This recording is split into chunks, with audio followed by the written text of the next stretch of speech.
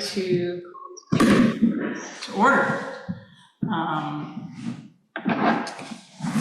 Thanks for coming tonight, right? Before we start, let's just have a little reminder of where we're at, because some of this is going to flow down to the rest of the agenda. We are, in theory, just about done with the update to the zoning ordinance under the terms of the grant that the town was awarded. And we've been given a draft by Martha that has all of the changes that have been discussed under this board and under the prior board included, with a couple of outliers that we're going to discuss tonight. We have been following the work plan that Martha had prepared under the grant, and we are so grateful to you, Martha, for shepherding us through this process.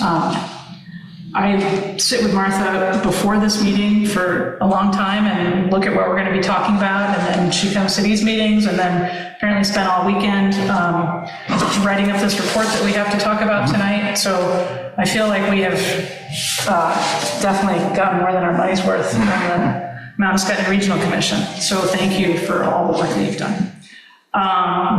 So tonight we're hoping to get to a point where we feel like this draft is ready to be presented to the public, unless there are other outstanding things, and we can talk about the timeline of that, and a public hearing that will have to happen. And I think that's where we're at. Any questions on that? Comments? Nope. Okay. So let's dig into the agenda. Any changes to the agenda?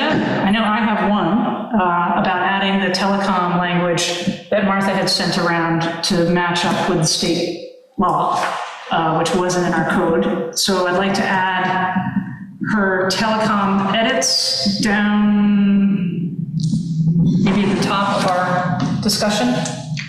Put it as a letter A. Go through through the other changes. That'll be a pretty quick one, so let's move that one to the top. Anything else that we need to talk about that's not already on the agenda? Okay. I guess we need a formal motion on that. Would anyone move to make that change to the agenda? I'll move to accept the revision of the agenda. I'll second it. Okay, all in favor? Aye. Change the agenda, approved. Minutes of the September 11th meeting. That got sent around. Were there any changes to those? Anything for you, Stacy? No. Okay. Motion to approve those minutes?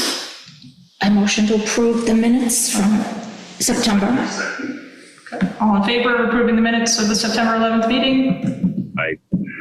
Okay. Reports. Mail and email. Email, there's none. Is that right? Well, there's none except that we got this notice of public hearing to the town of Weathersfield. Oh, yeah. Can you give a brief description of that? Discuss their commercial accessory dwelling unit bylaws. Okay. So it's tonight and we can't go, so. So Weathersfield is amending their zoning bylaws also, and it has to do with commercial accessory dwelling units. They're letting us know as a courtesy. I guess if we weren't here, I would go to that, but here we are. Right. Jane, you got back to the person who was maybe interested in Yes. applying for the PC ZBA board? Yes. Did you I did not anything back? hear back again, no. Okay. Maybe sometime in the next month we can do one last follow-up and see if she's still interested. Yes, I will do that. Regional Planning Commission, I haven't gotten any reports. I don't think we have anyone here from them. Energy Board, likewise. Maybe we should reach out to Brian Calley for next month. See if he has anything. Zoning Administrator is not in attendance tonight, so I'm going to assume that he doesn't have anything pressing that he needs to tell us. Zoning board adjustment? Madam Chairwoman? Nothing. Okay. So we can jump right into number 5, continuing business. I gave the overview of what we're hoping to do tonight, which is to tie up all the loose ends if we can. We have one thing that is a new addition that Martha sent around the other night, which has to do with section 4.16, wireless communication facilities, which are listing the exemptions that are not to be reviewed under the provisions of this section of the code. And Martha, you had added a couple of extra things on at the end that I think are coming straight from statute that we have to add, is that right? Yes, when I was comparing your draft to the requirements, it wasn't clear to me that what you have really covered that, so I would suggest adding it, and I can see, share my screen. Let's see.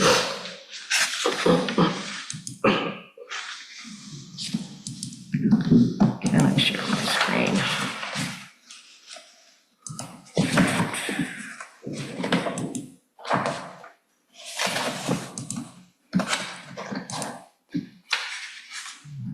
So this is under section 4, which are specific use standards for all sorts of different things. And standards that apply specifically to enumerated stuff, essential services, bed and breakfasts, childcare. This one happens to be wireless communication facilities. So these are the specific standards for those, section 4.16. And it's subsection 3 on the exemptions. And while B does reference 30 VSA 24.8A, it didn't specifically include these last 3 things: ancillary improvements that do not exceed a footprint of 300 square feet or a height of 10 feet, except to ensure compliance with the floodplain regulations, the attachment of new or replacement cables or wires to existing poles, or the replacement of existing poles with new poles, provided the new poles aren't more than 10 feet taller. So, So maintenance, basically. Ish. Yeah, basically, yeah. Or minor changes. Minor changes. And presumably, these are exempt because we want to have wireless communication facilities and I don't want it to be too difficult? Is that accurate? This is in the statute that says these are the things you can and can't do. And it's saying you can't do that. So Okay. therefore, I thought it should be clear that you're exempting them Okay. from your regulations. Any questions? Comments? Any objection to the language that Martha has presented? Okay. In my draft, I'm going to put a check mark next to that. And I think we can insert that into our draft that's going to go for the full review.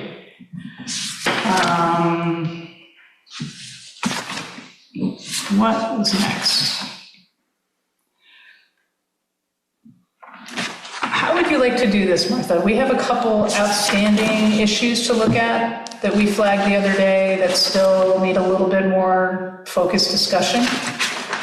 Then it's just a lot of red line changes. I have spot check things compared to my notes, and we also have done, I think, a nice process of talking about, Martha gives us a potential draft, we've talked about it, and then she's revised the draft and usually has brought it back to us, and we've seen the final language. So I have a lot of confidence in the marked up copy as capturing the conversations that we've had over, at least during the time that I've been here for the past 10 months. And I think before it had been marked in the margins, that had been accepted by the prior board. So I'm not sure the best way to go through it in this forum unless we want to just back into it and say, does anyone have any questions, or are there specific places that people are interested in?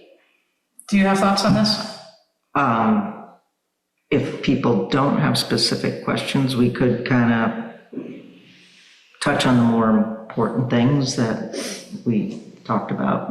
Maybe we should do that first. And then, yeah.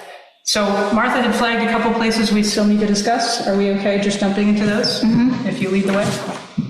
I mean, there are minor things here and there. Actually, before I turn the page off the table of contents, I had a bunch of changes to the table of contents just to conform them to the rest of the document. Yes. So that's just a blanket, like, we need to match all the headings. Yep, I'm very aware that the table of contents is kind of a mess right now. I figured you were. I did make some of the changes when we changed the section number in section 3 and 4. I did check those, so, Yep. but, yeah.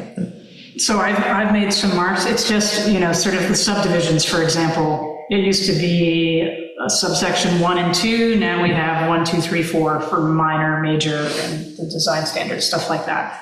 I consider those more just Scrivener's updates, but nothing substantive. All right. So let me just give an example and see if you think this is something we need to talk about or something that we can pass over. In section 1.3, which I have on the screen, it used to say the crossed out language at the bottom, where these regulations impose a greater restriction than required by state statute, then the provisions of these regulations shall control. Well, that works both ways. It's not a one-way street. So I changed it to say, however, if any land development subject to regulation under this ordinance is also subject to regulation under state statute, the more stringent or restrictive regulation shall apply.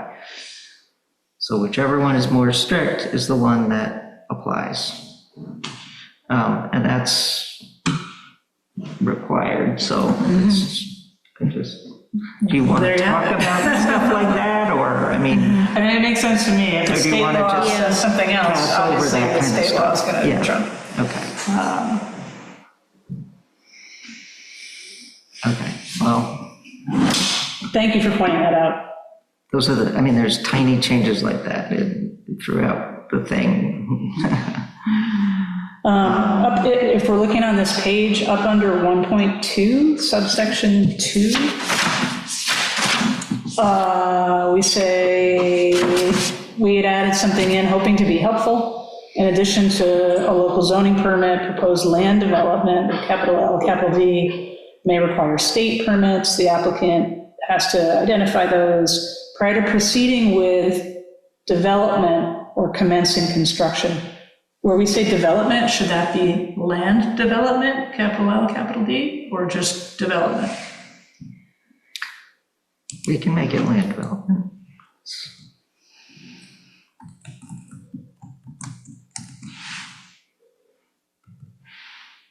Is there any kind of development that would not be land development that should be captured that we're losing by putting it as? Well, we have that, we do have this description right here. Right.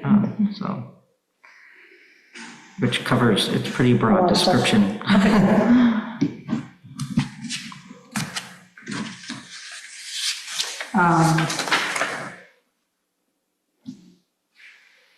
Another table of contents thing, since we're looking at the same page, is 1.5, you correctly updated to severability.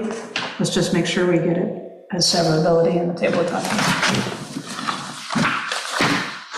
All right, where else do you have maybe Article 2, the map question? Okay, yep. So I don't know if those have been added to the website yet. Supposedly there's 3 official zoning maps. The one that shows the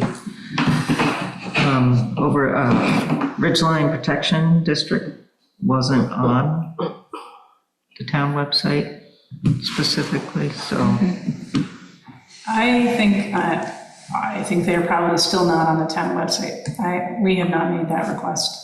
Okay. So I just changed it from map to maps since you have 3 of them.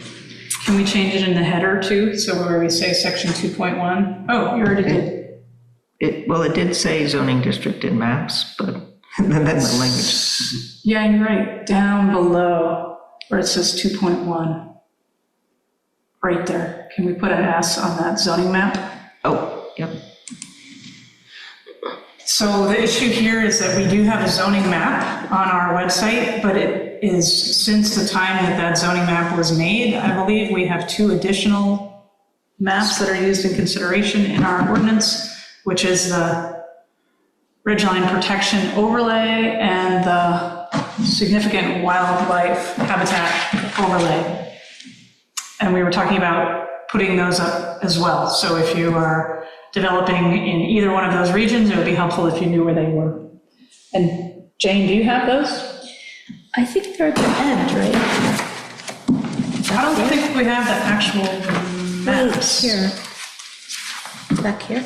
No, maybe we do. Ridgeline overlay map You do. and significant wildlife habitat. Okay. I think we need to get those on the town website. Okay. Because it does say adopted 2019. I think it's just we're just catching up. That was a busy couple of years, 2019, 2020. So we will be adding those to the town website. And then I think the language is correct. You had a question on your comments, Martha? Yeah, so it said the official zoning maps are located in the town office and posted on the town website. It seems like they should be, but On the off chance that they were not properly updated on the website, which could happen, maybe just whatever is the official map of the town in the office. I don't know, any other thoughts? Yeah, no. Stacy, I imagine if you have any comment, you're gonna jump in, right? Well, yes. Okay.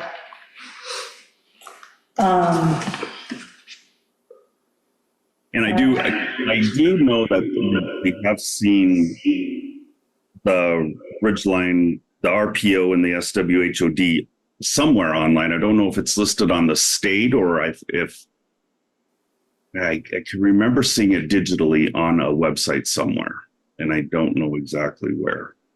Okay, good, then it won't be hard to link to. Yeah, it shouldn't be hard to drag across. Okay.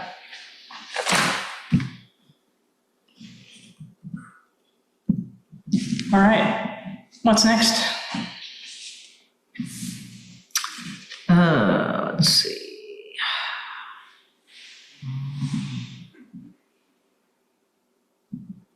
Well, I have a question. I'm looking at the tables that we have for all of our districts, permitted uses and conditional uses. One of the permitted uses is accessory structures and uses. We made a lot of changes to accessory definitions, accessory dwelling units. For example, in our definition of an accessory,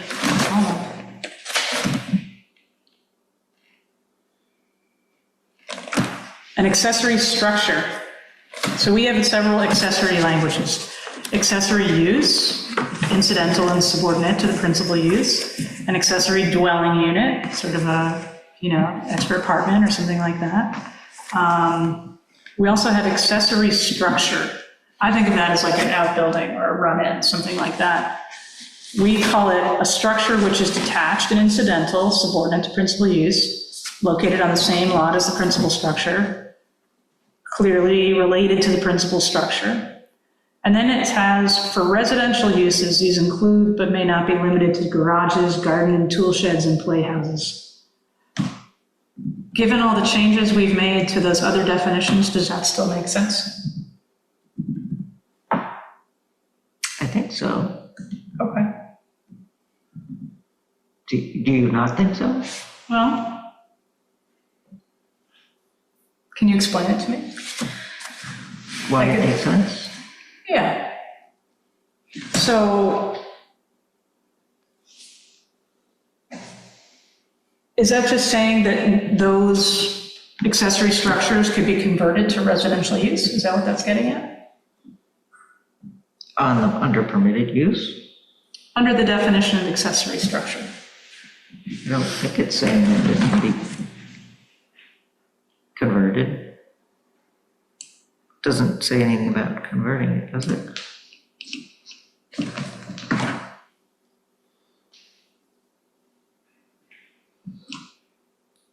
Or is it just referring to the principal structure?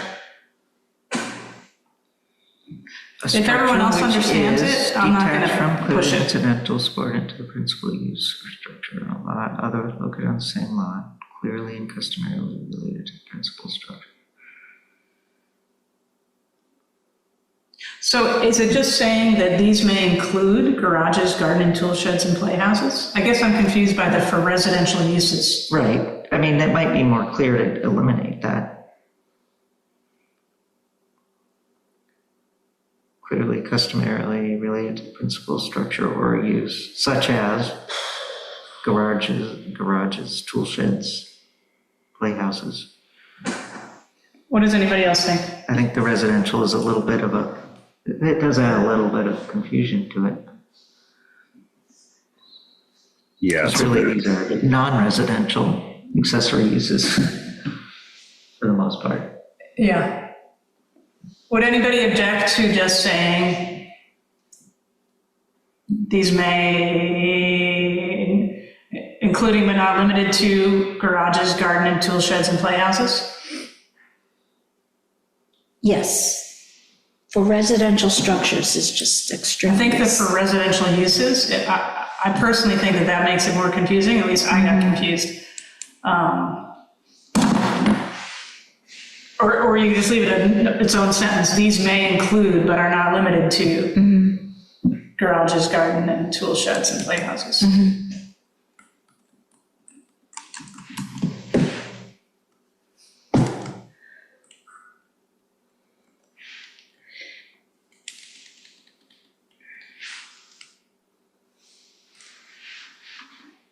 Although,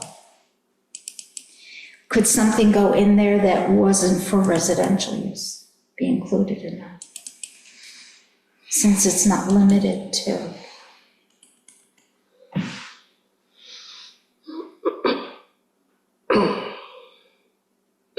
Like a manufacturing business. But I think they would still be allowed to have an accessory structure, wouldn't they? Maybe even a play set. With a manufacturing business in it? That's why the residential is there, right? I don't know. That's the question.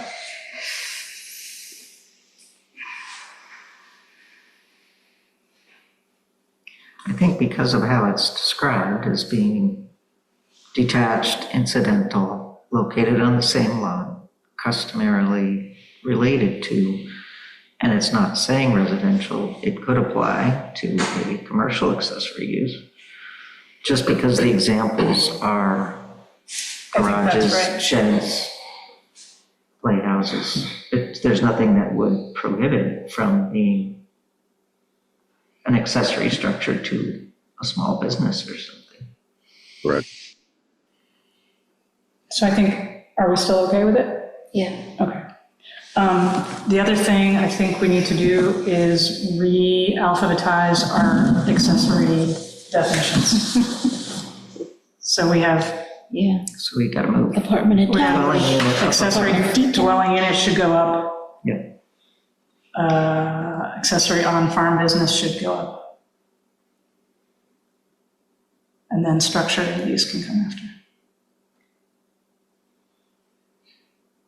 Okay. Sure.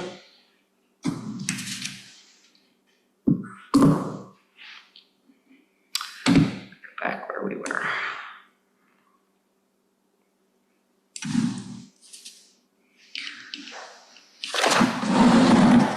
So if nobody had any questions about what's listed as a permitted use or a conditional use in each district, those have all been discussed, so I don't know that we need to go over those.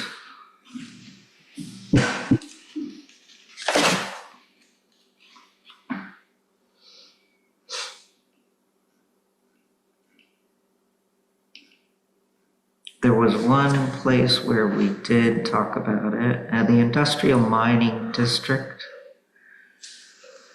had this double asterisk which said allowed in existing owner-occupied single-family homes like within, but the law says it can be within or pertinent to, so I crossed that out.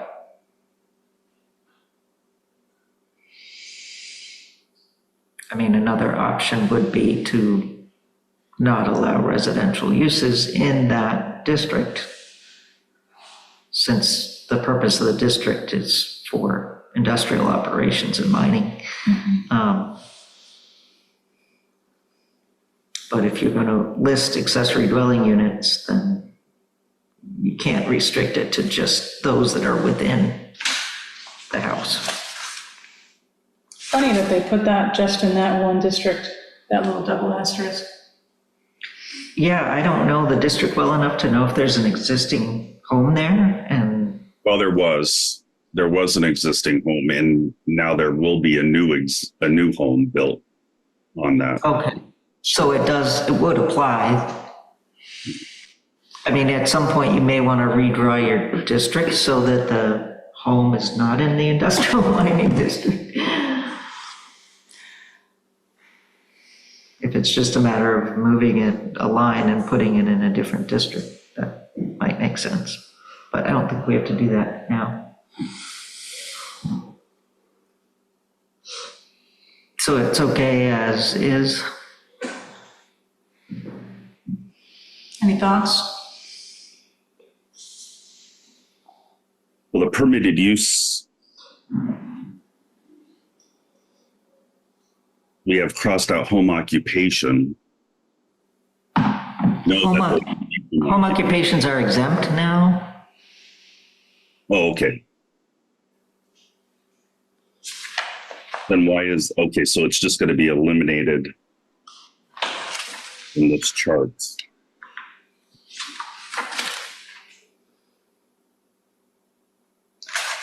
So I think home occupation has been struck out of all of the charts.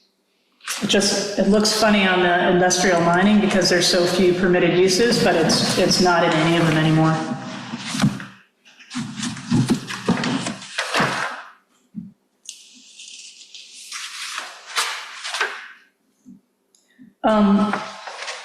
I am not intimately familiar with our industrial mining district and any existing single-family homes that may or may not be there.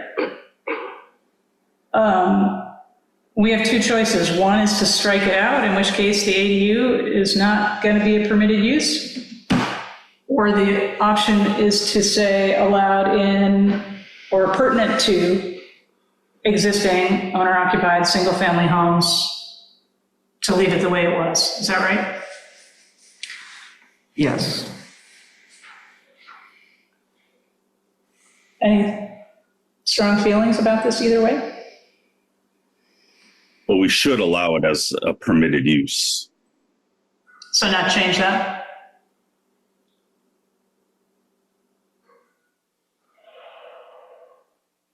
So are you aware, Stacy, are there single-family homes in the Okay, mining so district? the two industrial mining districts are the one located in Hammondsville, which two of my properties are, have common boundary lines.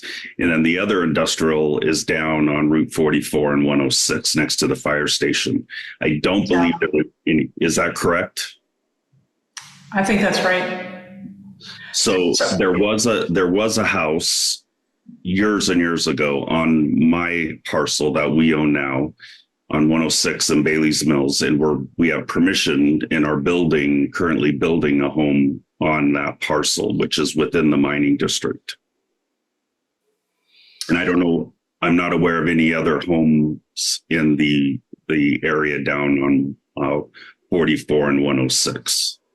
I think there's an old barn there. There's the fire station. And then I think when you cross the river there, it's, that's West Windsor where But there is that brick, it looks like it could be a home next to the big water tower. Not the 18, whatever, 15. It's right next to the, yeah, that's a part of the waters operation. but that could be a home in theory. Oh, it could be converted into a home. I think now it's just offices. So I'm going to go out on a limb since we're trying to not limit housing options and say that we should not take out the ability, if there happens to be a single family home in the IM district, we should not be eliminating their ability to have an ADU like any other single family home. Is that right? Right, now, you discussing this, it makes me aware that this says allowed in existing Well, single-family homes, and that single-family homes are not a permitted use. So maybe you don't want to completely strike this out and just, I think we should leave it alone, leave the language as it was, and add in the mandated language of or pertinent to. within or pertinent to existing, Exactly. but, okay. That way we're not changing anything, but we're updating it to match State. the state rules. But okay, so your accessory dwelling unit language now doesn't require it to be owner occupied.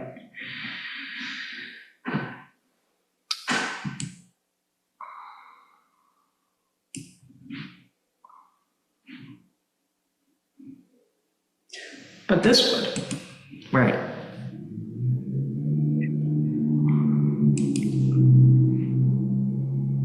And I can't get to that section. So I'm gonna have to just make a note. You wanted to say allowed within or pertinent to existing owner occupied single family homes? Or single household homes? Household dwellings? I'm comfortable keeping the language that was there unless there's a reason to do something else.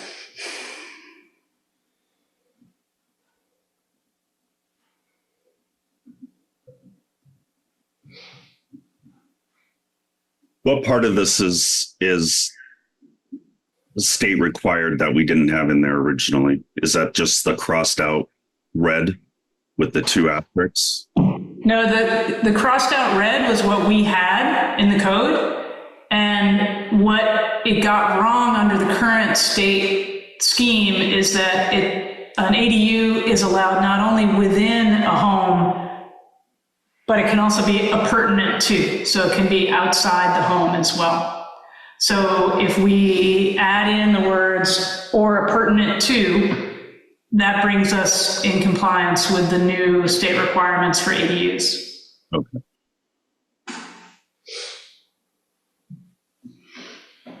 All right, I made a note to add that. I just can't do it because I can't. Okay, Well, maybe I can. we good on All that? these Yeah. messages. Okay. Okay. Nothing significant in the RP. I have one easy thing under the ridgeline protection overlay. Okay.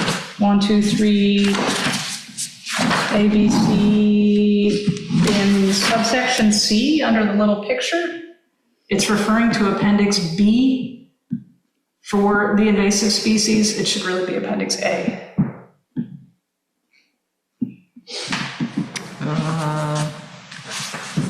I believe. Because Appendix B has to do with calculating your pond size. 3C, you said, or 3C, landscaping and screening. Okay, please says see please see it's in Appendix the- A, you said? It should be A. Okay.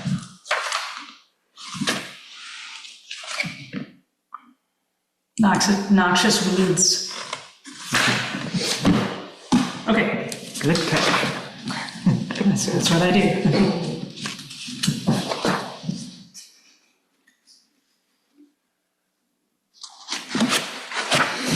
So we did add this to the wildlife habitat overlay district.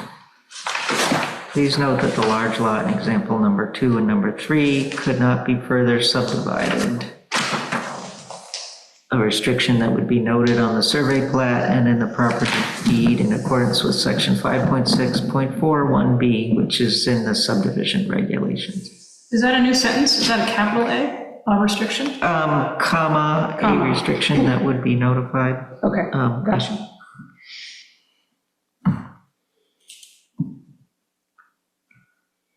How about a semicolon? Okay, I have no objection. Or an and.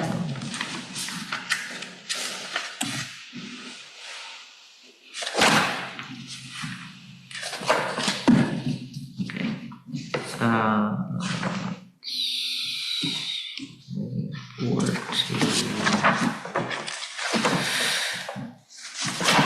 In your frontage requirements, because you guys do have subdivision regulations, if you need to approve a 20-foot right-of-way for access to a lot that doesn't have frontage, then that right-of-way has to be approved in accordance with your subdivision regulations. So I just added a little something to that sentence to clarify that.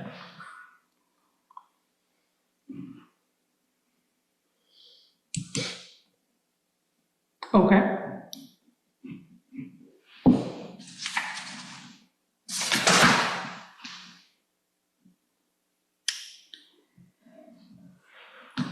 Small lots we had thoroughly discussed. In 3.6 nonconformities, Yes, there is something to talk about there. is there? The only thing I had to talk about was if we could,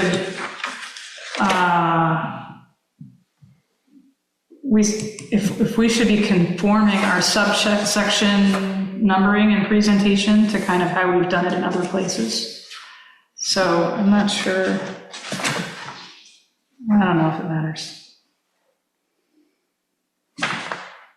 So we have 3.6A and B instead of 3.6, 3.61, 3.62. Do we care?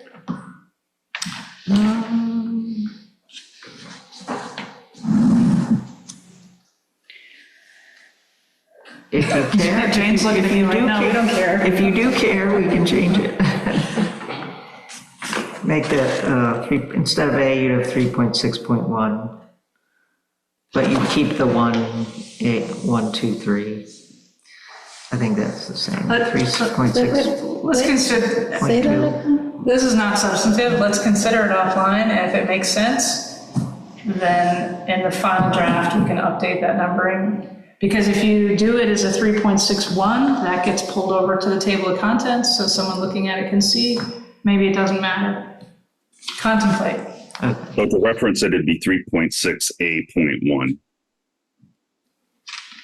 I think it would I think the A would go away, and it would be 3.61, and then down below, it would go into something else, and I could find another example if I need to.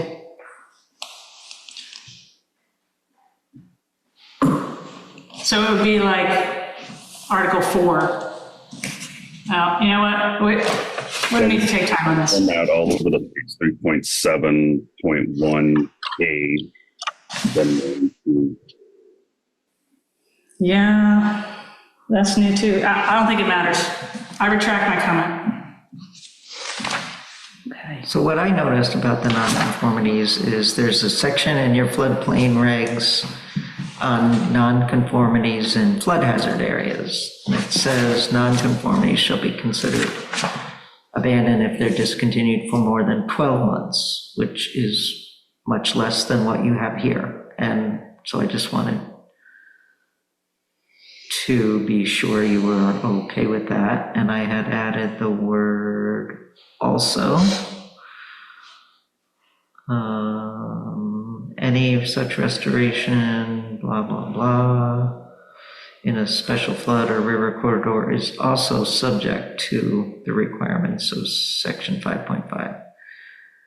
So you'd read these and then you'd say, oh, this is in the floodplain. You'd go to that section, the floodplain section, and see, oh, they've got to rebuild within 12 months rather than 36 because this is in the floodplain.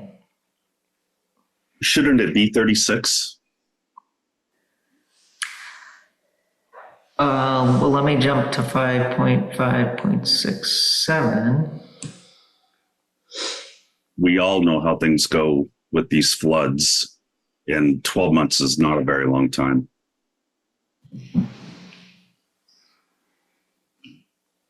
Where's 5.5.67? Okay, non-conforming structures and uses. The ZBA may, after public notice, approve the repair, relocation, replacement, or enlargement of a non-conforming structure in the flood hazard area, provided that it's in compliance with all the development standards. Substantially damaged may be reconstructed only in circumstances where it can't be relocated to a less hazardous area. Non-conforming structures shall be considered abandoned where such structures are discontinued for more than 12 months. So you basically have something in your regulations that where they contradict each other, you would go with a more strict interpretation. So we have a few places where these flood rules are either in addition to or stricter than other places. So for example, if you want to get a variance for anything, you go to the variance section. But if you're in the flood zone, there's an additional variance section. I think the next thing down the road, if one were to continue on this journey of updates, is to look at that flood hazard chapter section of these ordinances. It doesn't bother me that they are different as long as people know when they're looking through here to look there like you've put in. I don't think we can change this one without unintentionally jeopardizing other things, because that language, I believe, was adopted to take advantage of favorable reimbursement rates and insurance rates. So I'm a little hesitant to peck around in the flood language without a more comprehensive consultative process. I just wanted to point out that they are in conflict, so. But you called it out, right? So anyone looking I called it out in my comment, and it does say, I mean, this was already in there, that it also has to comply with the special flood hazard area regulations. I just wasn't aware until I looked more closely that the nonconformities in the flood section do conflict with the other section on nonconformities. And that's just the involuntarily, like there's been a flood or a fire, right? Right, Because the voluntarily is just the 12 months. right. It's just the involuntary. My sense is that as long as we point people to the flood language, that's probably the best we can do at this point. I don't feel, without consulting with more advisors like Mark, that we're prepared to look at the flood language at this point. Yeah, I mean, that is another whole It's all about a whole nut to ball crack. of wax. Exactly. So how do you point people to the other? So I think, have you done it in 2B? I did it in both, yeah. I mean, it was already there, the only word I added was also. Oh, well, that's better. As long as people are aware and they don't mistakenly forget about the flood section by Right. thinking this is the Bible on it, I think that's the best we can do right now. I agree. Okay, I'll take out my, And when that grant is available to relook at flood hazard language. We're ready.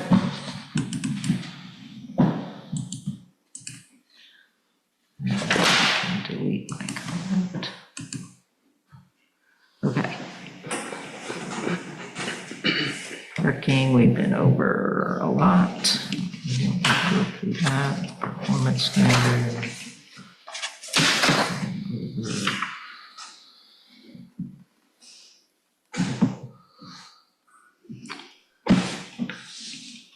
Specific use, and through all this. Through those updated references, okay, I just I've done that, except for the table of contents.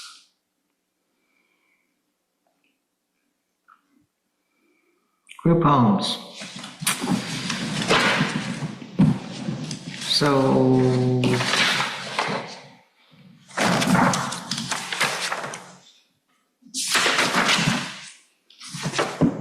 had we gone over the language? We talked about this last time and agreed that you do want a permit for them, and I don't think we had actually gone over the language, but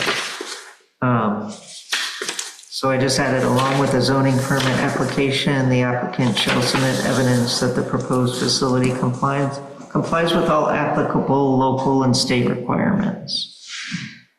And then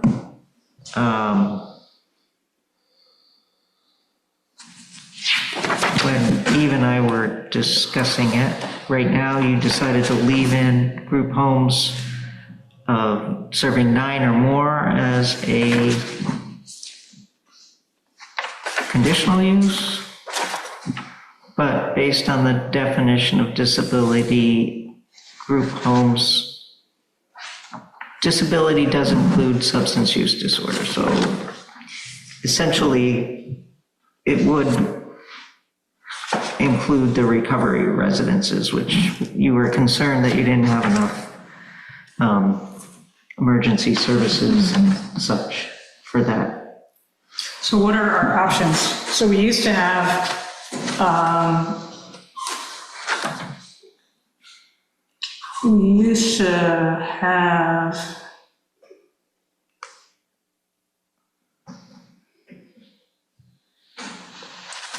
oh, if it's under 8, it's a permitted use. We used to have it, if it's over 9, it's a conditional use. But that wasn't necessarily contemplating substance use disorder homes. So now that that is specifically included in the definition of disability, Well, we have a decision to make. it's been in there for a while. I think the state called out recovery residences specifically to clearly indicate that you have to allow those for 8 or fewer. While they didn't specifically call out that you have to allow them for 9 or more, they are, If you do allow them. they're in the definition of disability, so. Okay.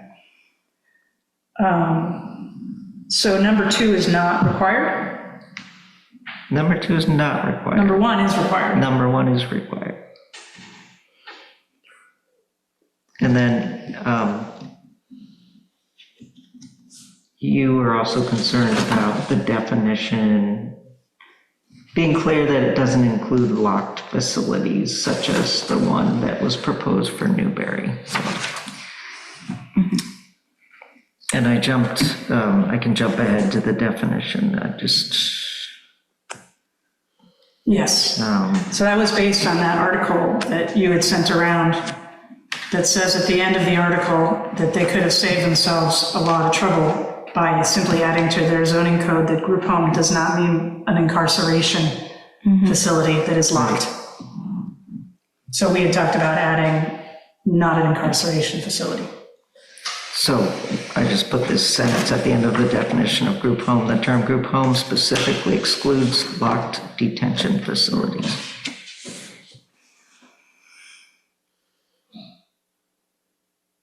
I'm already comfortable with it because I've already thought it through, but Stacy and Jane?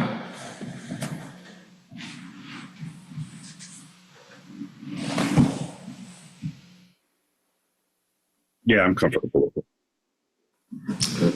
Yeah, What do you think about removing item 2, group homes over 9 that can be used for recovery residences, or leaving it in as a conditional use?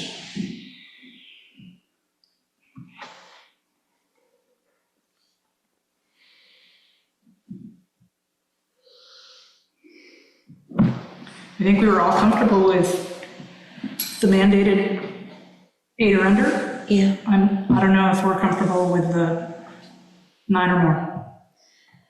I'm comfortable with 8 or under.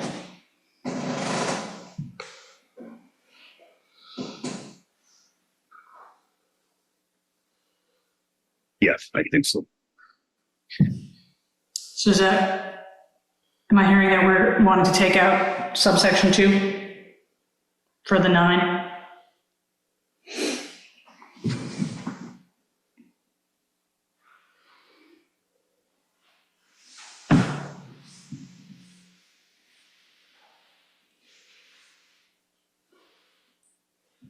I think it might be hard for a town like Reading that has mostly dirt roads in mud season and a volunteer emergency services department, to necessarily provide services for larger group homes like that. And there is no upper limit. It says 9 or more. So I would go out on a limb and say, I think we should take that out at this point, Yes, and we can always reconsider down the road. I agree. Jane agrees. What do you think, Stacy? I hate limiting anything, but yeah, I could agree with that. Okay. Thank you. I think just thinking out loud, we're sort of, other towns like us are going to ultimately limit the state's ability to place these types of environments, like they did in Newbury. They had so much resistance, they just withdrew, and they're going to be limited on where they can put institutions or homes like that to help out the society in whole. But that's a long-term thought process. Yep. Well, it's also more than just emergency services or roads. I mean, how does anyone get anywhere? If they have jobs, how do they get to a job? Is there no public at all transportation? And there's no grocery store, there's a lot of things. I think As that's that very article said, yeah. It would be very difficult, even for 8, it would be difficult. When we get that wastewater, we can revisit it. Okay. What's next?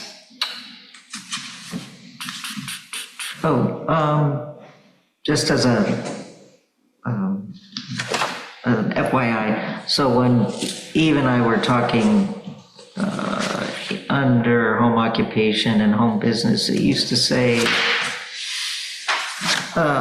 it used to list all the performance standard things under number 4. And since you adopted performance standards, it was simpler and clearer just to say comply with the performance standards. Okay. Rather than list them all.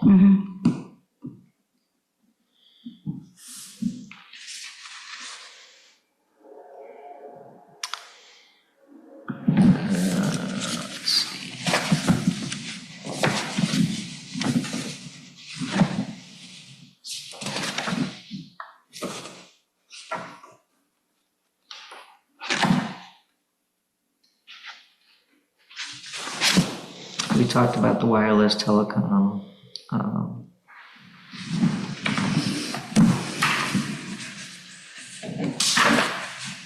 So there was this section in wireless telecom, number 5, application requirements. And there's not much listed there. Then under site plan review, there's a bunch more things that apply to applications for wireless telecom. And for now, rather than cutting them out of there and pasting them in here and perhaps confusing the language a little bit, we agreed that we just have each of them point to each other. It says all applications shall include the information required in section 5.3.52 and the following. And then there's something similar in that section that points back to this section. I think that makes sense at this stage. Well, part of me would love to craft a beautiful new self-contained section. I think we're out of time for those improvements, sadly. And this, as I explained to Eve, my undergraduate degrees in English, and this had as a 1, 2, and a 3, this unless the proposed elevation is necessary, seemed to make more sense to just cut that out and put it up here. Unless the proposed elevation is necessary to provide adequate wireless telecom service capacity or coverage or to facilitate co-location of facilities, the height limit for antennas, towers, similar facilities shall not exceed. And then it has these two qualifiers. So, no change, just moving the language. I think English language wise, that's probably an improvement. Yeah, I did the same thing under this list for wireless telecom. This demonstration shall include at a minimum, just made sure these were starting Nouns. with something that would make sense as a continuation of that sentence. Okay.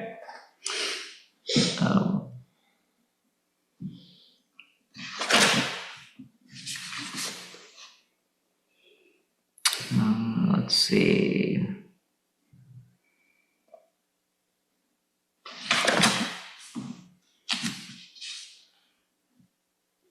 Are we doing okay?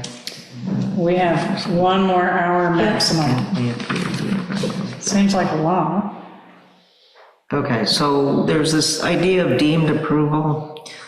The sentence that's crossed out says, in accordance with the act, this is if the zoning administrator doesn't act within 30 days of receiving a complete application. It used to say a permit shall be deemed issued on the 31st day. That's not an automatic thing. It's something that the applicant can appeal to the Environmental Division of the Supreme Court and have them intervene and say, okay, your time is up, they get their permit. But if they don't do that, it doesn't happen automatically. So wherever it said that in these regulations, I put some language to indicate that there is a process out there, but that it's not automatic. So under the old language, was it the old language just incorrect? As far as I know, having had this discussion with someone from the Vermont League of Cities and Towns. So this is just pointing to them to the actual correct process rather than leading them. Rather than letting Into them a think that incorrect proof it assumption. happened automatically because it's day 31 and I didn't get my decision. Okay. Yes.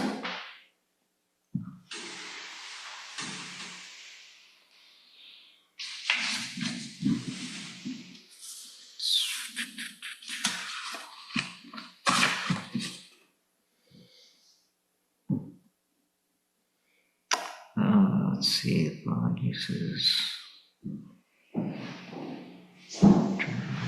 Shall be, okay, these are we've talked about the limitations.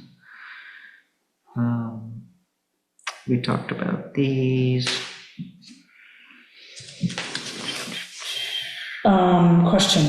Yes. In 5.1.2 exemptions, number 11, we say a home occupation, lowercase.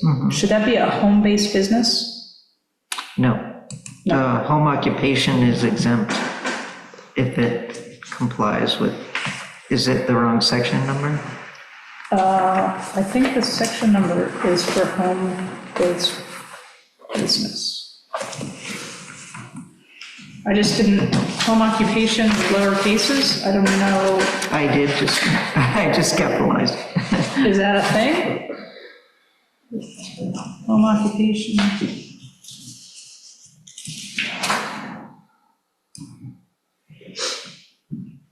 Oh, maybe it's just supposed to be capitalized? Is it a defined term? Yes, it is. It used to be section 4.8, now it's section 4.9.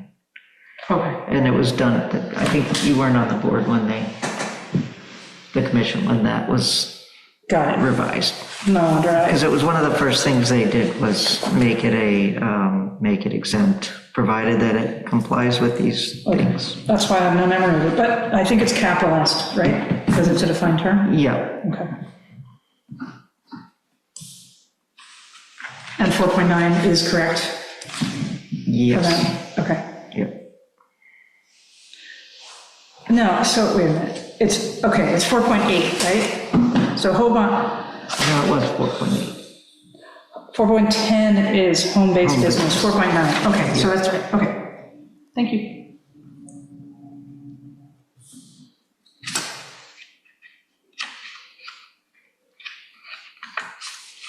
Yeah, so there's more deemed approval language in here under conditional use.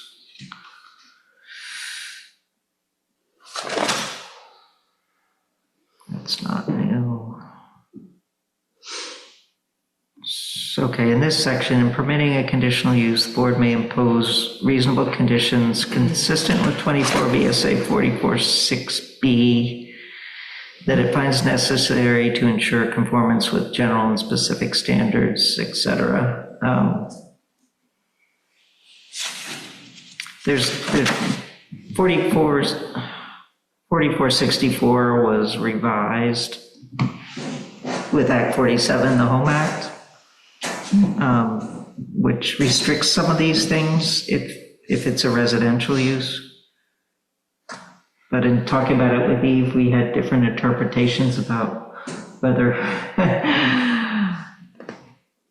it should be struck or revised or just refer to section 4464. So I did the simple thing and just referred to 4464. Well,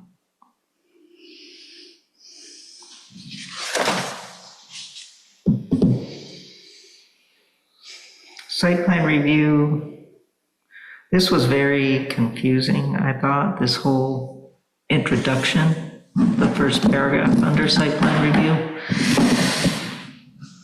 And so I did a search of the document for site plan and found another section that basically says the same thing, but says it more clearly.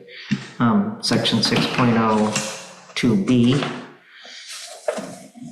So I put that language in here instead.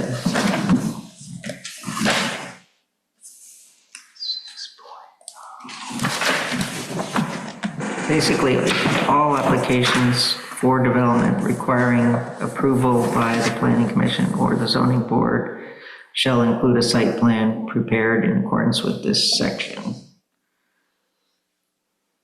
Then you don't have to have asterisks. These, it applies to this and it doesn't apply to that. And then it didn't apply to daycares or group homes or agriculture, single family homes, but it did apply to a bunch of other stuff. And then there was this other whole section, 6.0.2, which just said it applies to everything that is reviewed by either of the boards, so. Okay. It was a contradiction and I defaulted to the more clear language.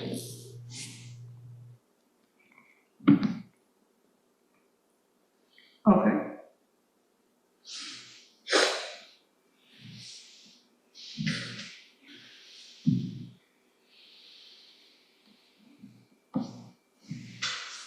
Let's see, deemed complete. We talked about the 120 days.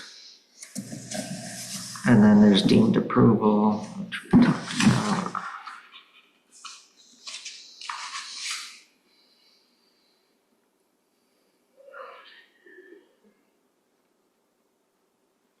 And we talked about those. This is the section, applications for wireless communication facilities shall include, and there's this whole list of things, so I just pointed back to that other section, which has other requirements for wireless communication facilities, so.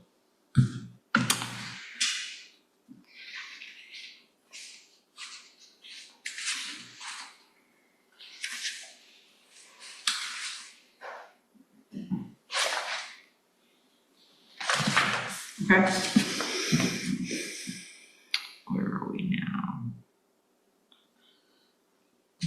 Let's see, households.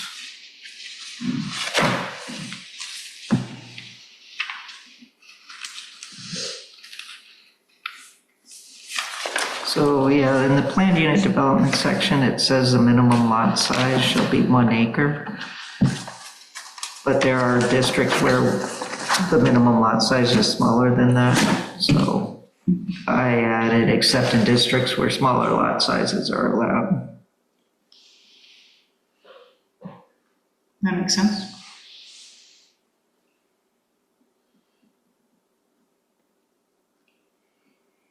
I didn't change the flood regs except as we discussed last time, where you had, where it wasn't clear that you could permit non-residential accessory structures, but not residential accessory structures in the floodplain.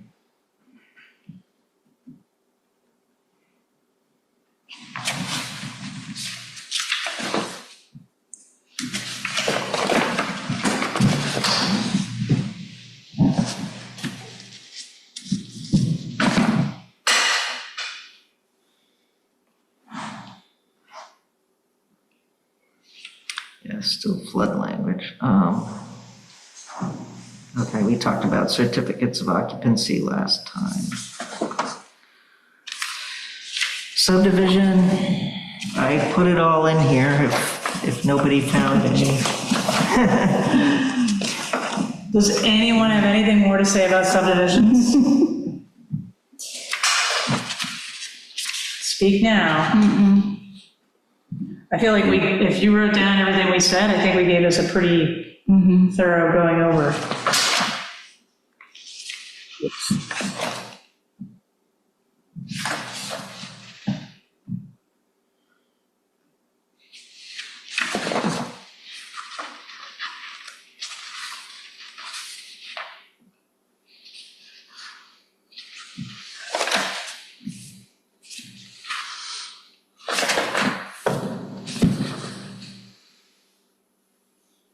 Okay, this says I added language. What did I add? The applicant is- Sorry, are you comfortable that we covered everything with the recording language that we need to, with the filing the plat? That we've done that, Under right? subdivision? Yeah, Yeah. okay.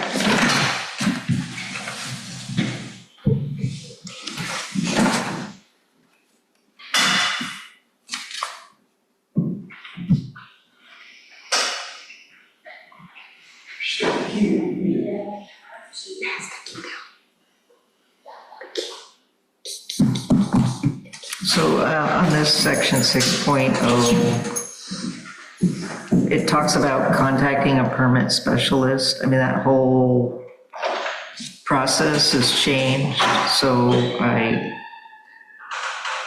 including discussing about the residential building energy codes, which we talked about last time, I said, additionally, as noted in section 1.22, any development that requires a local zoning permit may also require one or more of state permits.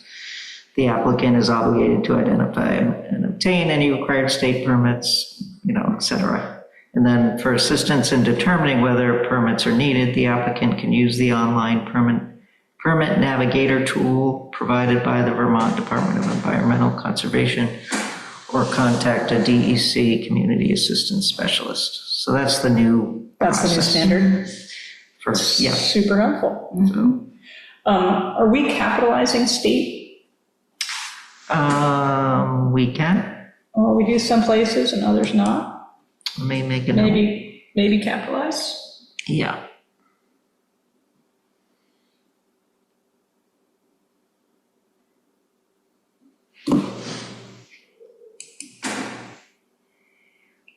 Let's see.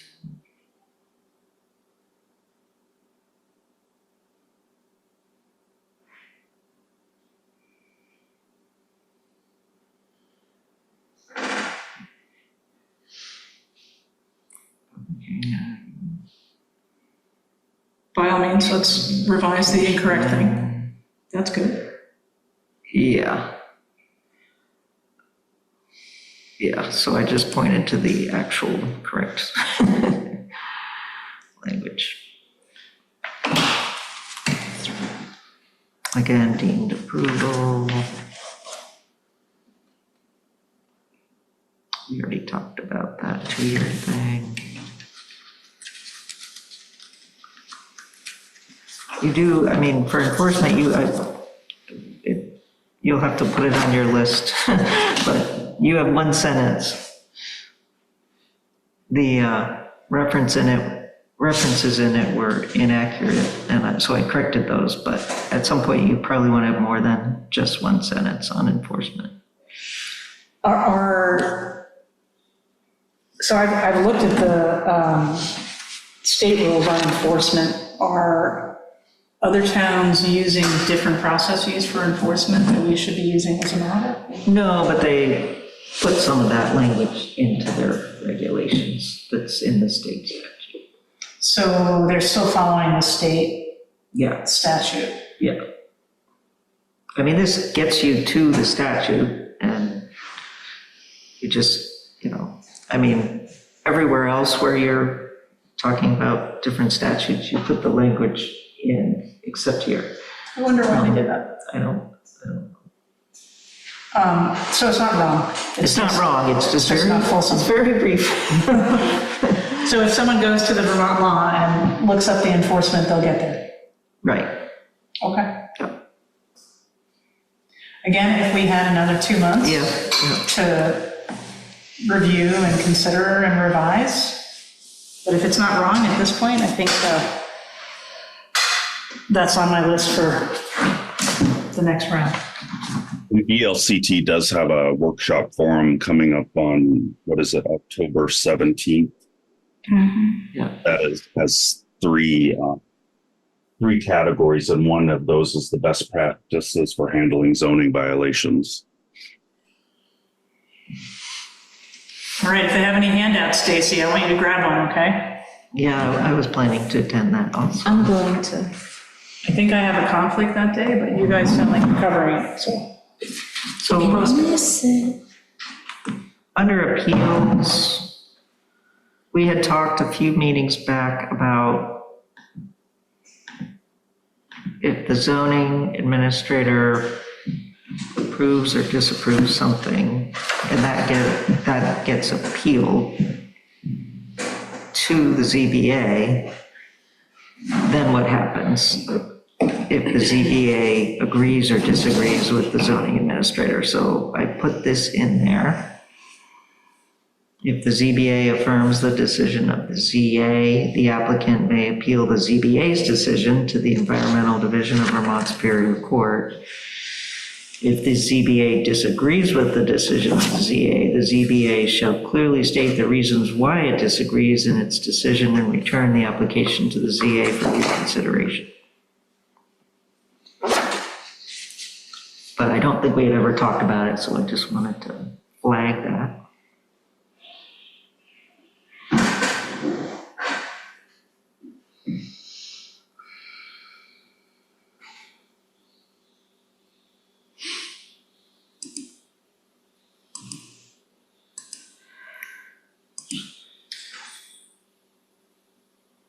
And if the ZBA disagrees with the decision of the ZA and the ZBA clearly states it and returns it to the ZA for reconsideration and the ZA says, I still stick by my original thing, then what happens?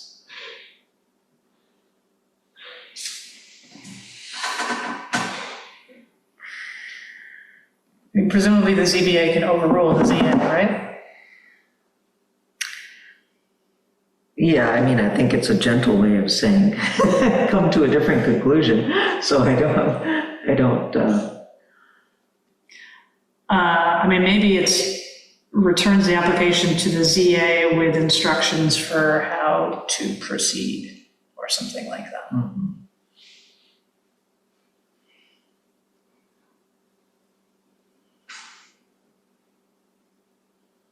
Yeah, the reconsideration sounds a little dangerous.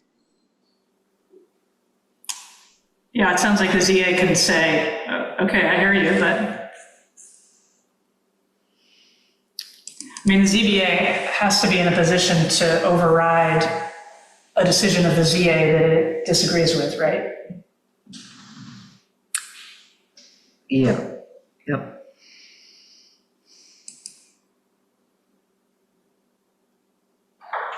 Maybe just stop after written decision.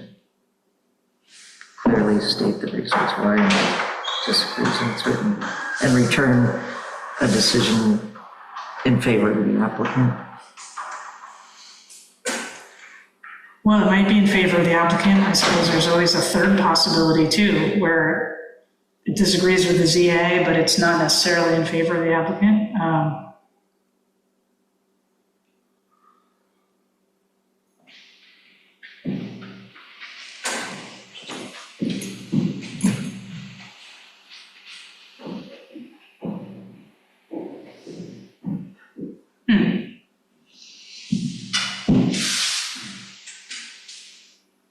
I mean, I had this happen to me once as a ZA, and I disagreed with the ZBA, but I still followed the ZBA's decision. I didn't say, well, you're wrong.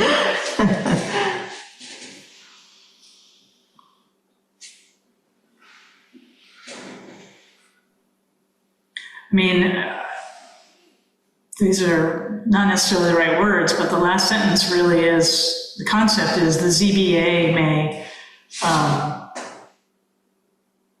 overrule the decision of the ZA. So you could say shall clearly state the reasons why it disagrees and may overrule. May, you can say may, because maybe you disagree, but you don't necessarily. Maybe that covers it. Shall clearly state the reasons why it disagrees and may overrules a little strong.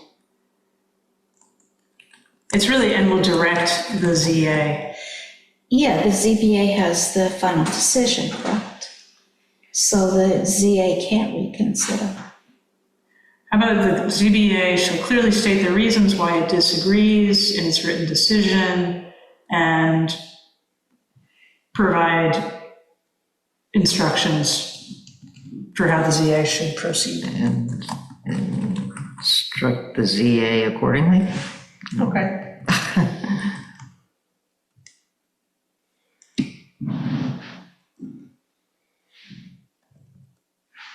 Instruct the ZA to proceed accordingly.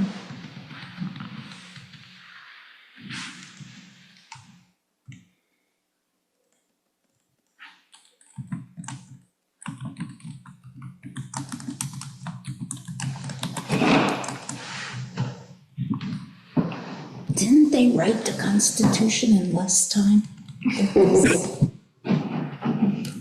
No.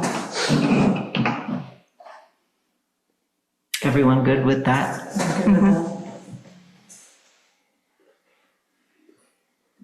All these site references like 4466, 4471, do we need to be checking all of these or have you been checking all of these? I have not checked all of them, but I have checked some and changed them where I found that they were not correct, so. I have been sort of spot checking some of them.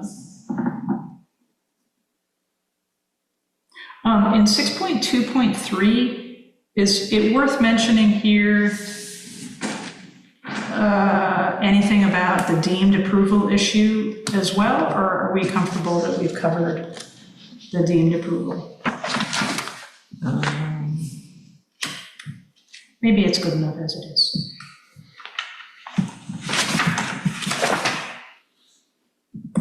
No, I think it's fine. Strike that. Brett appeals to the environment court at that stage.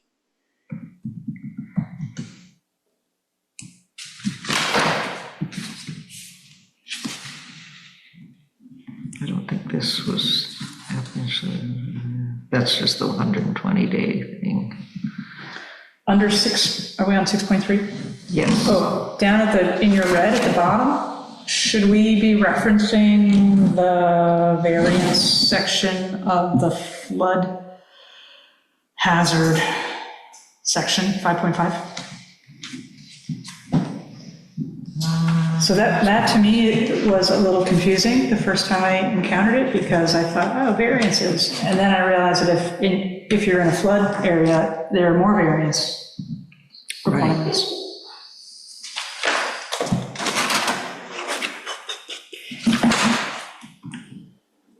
So, and the provisions of section 5.5 and the requirements shall meet all applicable federal and state rules for compliance with the national. Yeah, so because section 5.5 is its own little unit for the flood zone, it has its own section about variances, pointing at the Agency of Natural Resources. So I think if we say, in your language, a variance authorized in the flood hazard area shall meet applicable federal and state rules for compliance with the National Flood Insurance Program. Maybe see also the requirements of section 5.5. 6. Section 5.5.6. 5.5.6.6. 6. Well, let me Or just put parentheses that in 6. Or can this sentence be put in this 5.5.6? I think it's just in hopes that if someone's looking up variances, they're gonna realize that this isn't the only section about variances, and if they're in the flood zone, they also gotta look at So 5.5. but can this also be placed over here? Oh, you mean mirrored in 5.5.6? In addition to, Yeah, maybe. So I wrote a variance authorized in a flood hazard area shall meet the requirements of section 5.5.6.6 and all applicable federal and state rules for compliance with the NFIP. Does that cover it? Yeah, I think, Jane, I think what you're saying is if you go back to 5.5.6.6, And reference this? it doesn't say this red language here, so it should be copied over there too.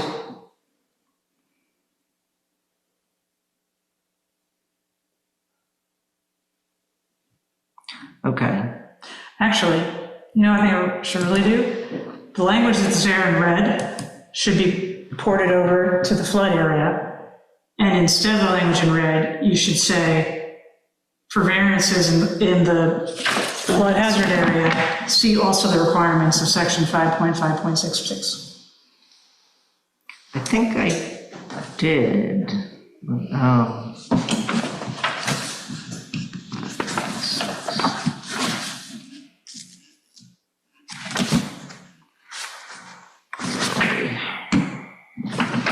I think that makes sense. I thought somewhere in that mentioned the variance section.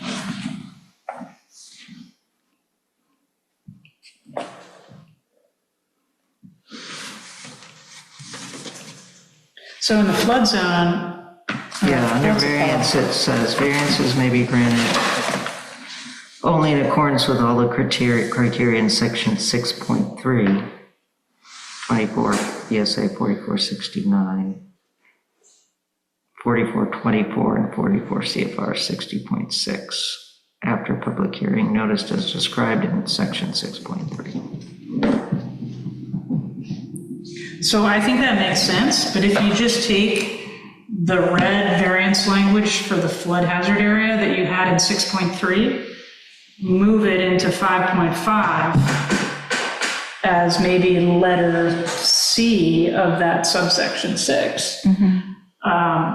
And then instead in 6.3, say, a variance in the flood hazard area shall also meet the requirements of section 5.5.6.6. Right.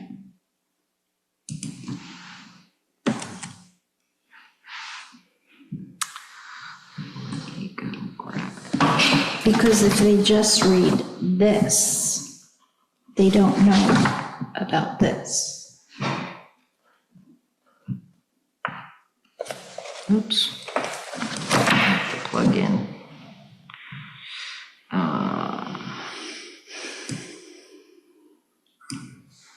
Let me make a note.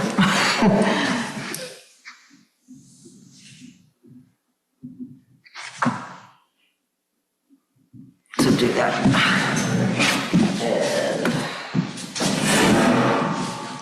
Look at my computer.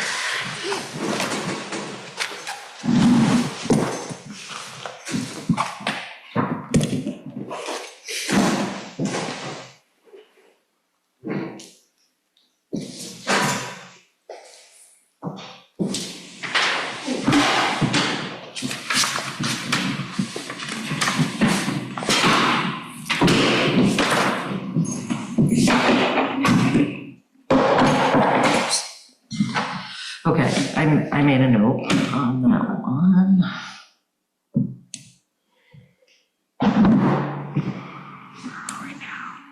And then you have under, that's under variances, and then you have under renewable energy structures. We repeated the same language. Yeah. So if that's now in the flood zone, maybe where we're gonna say, see also the requirements of section 5.5 and 6.6 about flood hazards, since it's covering both regular variances and the renewable energy structures, can we move that up to the top paragraph? So it covers both, so we don't have to repeat the language?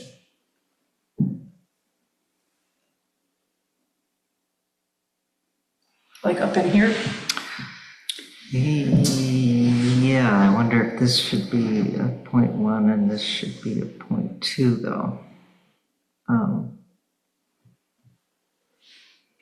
If you're gonna have one that covers both. Yeah, let's do that. Because then we don't have to repeat it, and it's just a blanket covering both of those variance possibilities. Yeah. Okay. Yes. So I'm gonna do a 6.3.1 here. And then renewable will be 6.3.2. 3.1.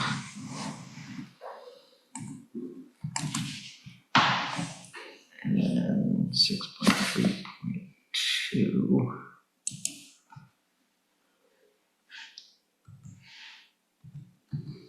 Oops.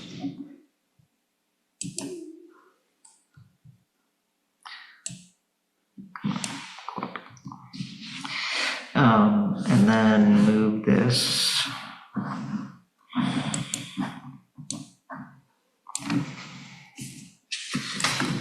Well, actually move reference to 5.5.6.6 to first paragraph. And move this to 5.5.6.6. Right? Yep.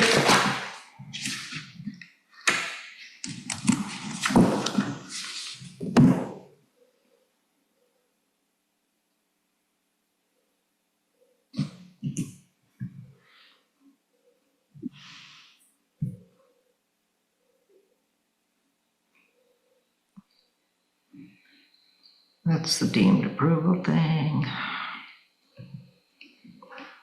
And we're into definitions. And we did, so other than adding to group homes, the thing about not including locked facilities, I think the only other change was down at the end to violations.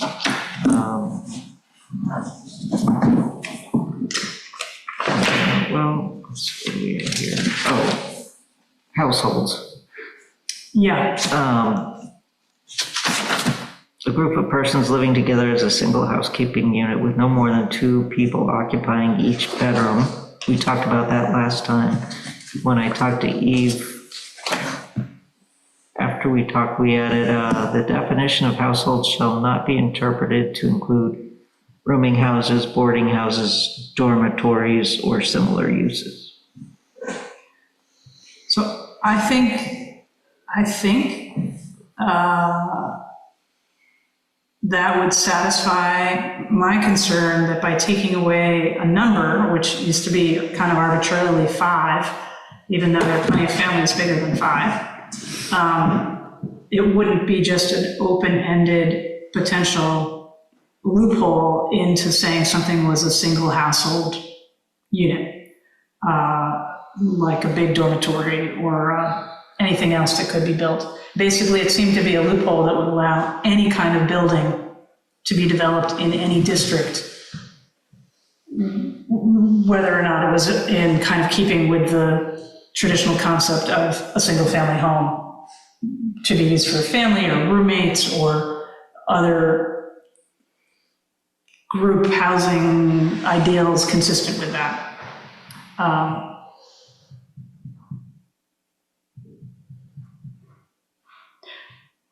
Do we think that covers it, or do we think we need to specify that not only is it not a rooming house, a boarding house, a dorm, or similar use, or any category listed as a conditional use?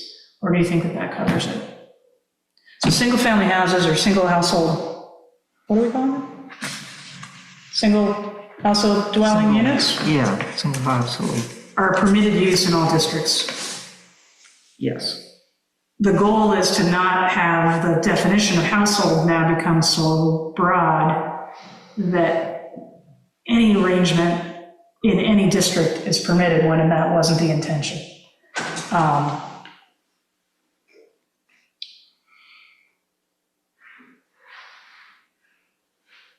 Thoughts?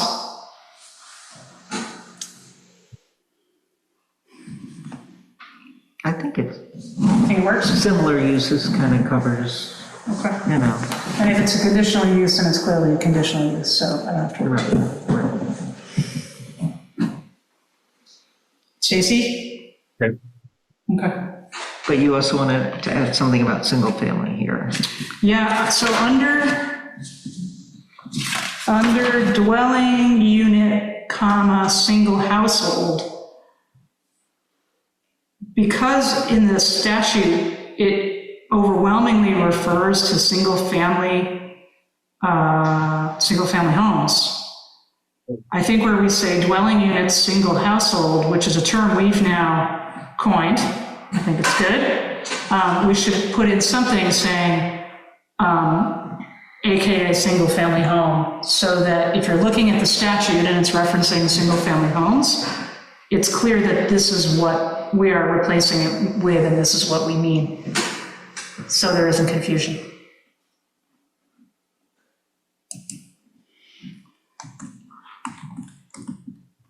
Oops.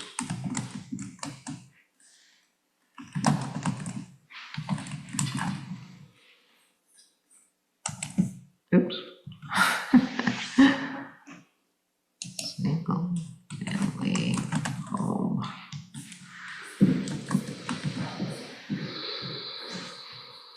Is that, everyone good with that? And then maybe someday the Vermont statute will catch up with our thoughtful definition. I'm gonna put this here.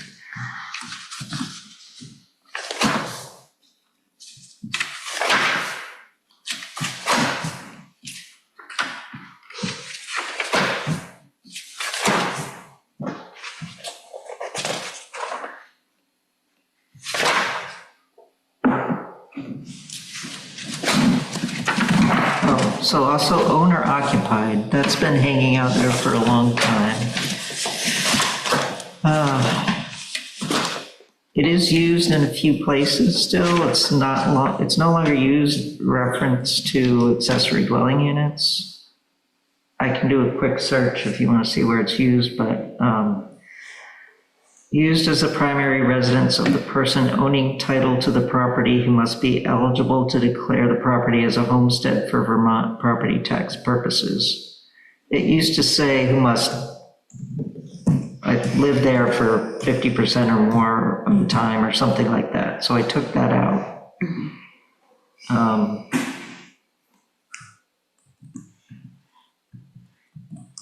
Oops. Well, for example, it's in section 4.1 on accessory dwelling units under fire safety, which I think you said was coming out of the statute. An owner-occupied single household dwelling with an attached ADU is considered a public building for fire safety purposes. So there's one.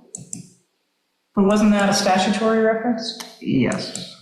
Okay. And then under the definition of affordable housing, owner-occupied housing for which the total cost of ownership, blah, blah, blah. And that's out of the statute. That's a statutory definition. Bed and breakfast in the definition says an owner-occupied dwelling in any district that provides overnight or short stay accommodation and breakfast. Those are the only uses of the term. So I think we need to keep the term, and in terms of who's eligible to declare a property as a homestead, I am not, so I haven't done that. But that seems to be a rational nexus for owner-occupied.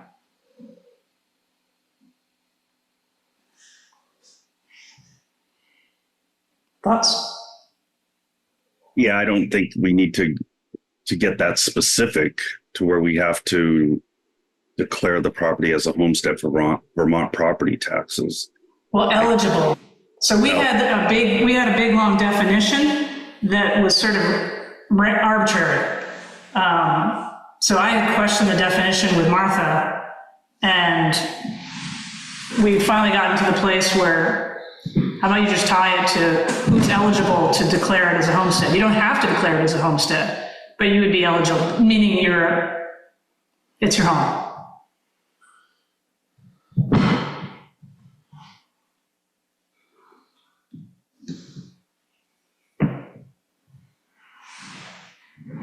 Do you have the old definition there, Marcia? No, I don't. But it said, I'm pretty sure just after it said, used as the primary residence of the person owning title to the property who must It said something about reside there 50% of the 50% time. or more of the time, something like that. That's what I took out. Although I think I had sent an earlier version. If we need to find it, we can find it.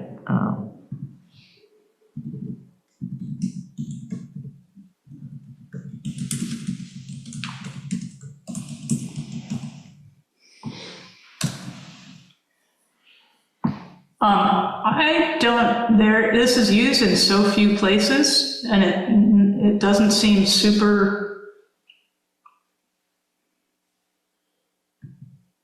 I don't want to say important. I mean, you could take it out and not define it.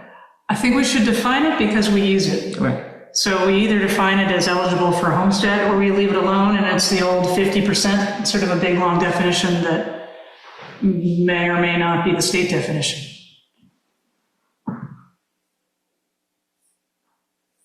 I would suggest looking at the old language and leaving it as it was with the 50%.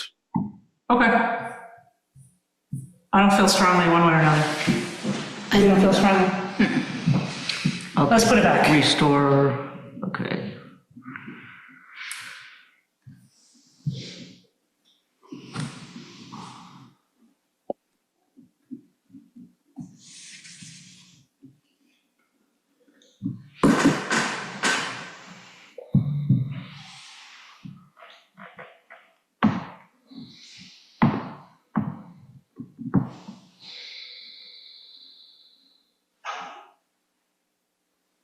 violation. So it said means the failure of a structure or other development to be fully compliant with the community's floodplain management regulations. So obviously you can violate other sections. So Wow, how'd that happen? now, I think probably when the flood regs were incorporated into the zoning regs, that definition came in and it wasn't revised to reflect all the regulations. So now it is, means the failure of a structure or other development to be fully compliant with these zoning regs and floodplain regulations. In the special flood hazard area, structure or other development without an elevation certificate, etc. So that part stayed the same, but it just now. Thank you for that clarification. That's funny.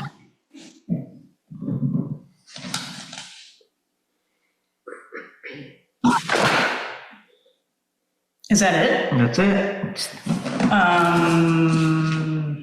Since we're at the appendixes, we don't reference Appendix B anywhere. It's how to calculate the size of your pond.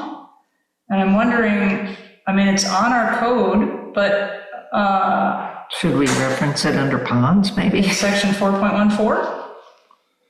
Because we talk, in section 4.14, it talks about the size of ponds, which might be a good place to put a reference to it, so that if you were actually calculating the size of your pond, you could be pointed to Appendix B. Yeah.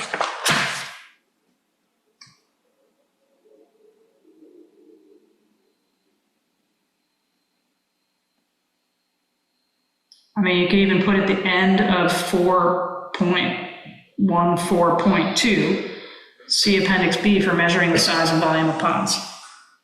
Just as a number 8. Yes. Or you could put it under the purpose section, any place, I think would be fine. So Appendix B isn't referenced anywhere else. Nope. And then we changed Appendix B on one section to A, correct? Yes. I think it's just the wrong letter. A is talking about plantings you shouldn't plant because they're invasive. And B is how to calculate the gallons in your pond. Or sorry, the cubic feet.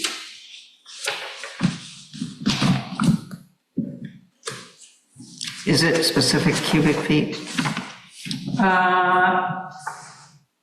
It has a bunch of references. So a pond larger than 1,500 square feet in surface area, capable of impounding more than 500,000 cubic feet of water. I haven't. Is Appendix B referring to the surface area or the? Appendix B is referring to a lot of things. A lot of things. Surface area, radius. I mean, I think it's part of our code and it's meant to be here so people can calculate their ponds for the purposes of section 4.14. I'm just going to add it at the end. Great. Just so that someone reading this section will know where to go, and that if we have an Appendix B, there's a reference somewhere in the document to Appendix B. And the main purpose of this is if you're wishing to create a new pond on your property. Yeah.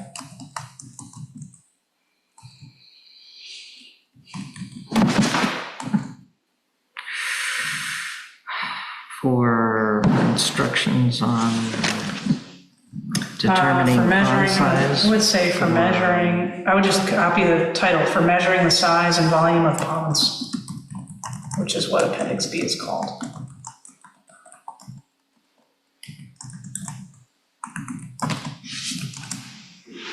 There we go. Okay. Okay. So, again, Martha, thank you so much for leading us through this process. Yes, thank you, Martha. Pretty sure none of us would have been able to do this without your help. The next things on our agenda are talking about the municipal bylaw reporting form, which you sent around a draft of, and talking about the process for a public hearing, both in this board, this group, and the select board. So maybe you can walk us through that a little bit more.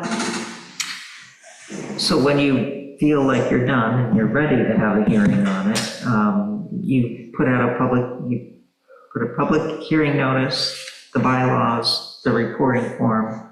You send those to your abutting municipalities, planning commission chairs of your abutting municipalities, to the executive director, Mark, and to HCCD.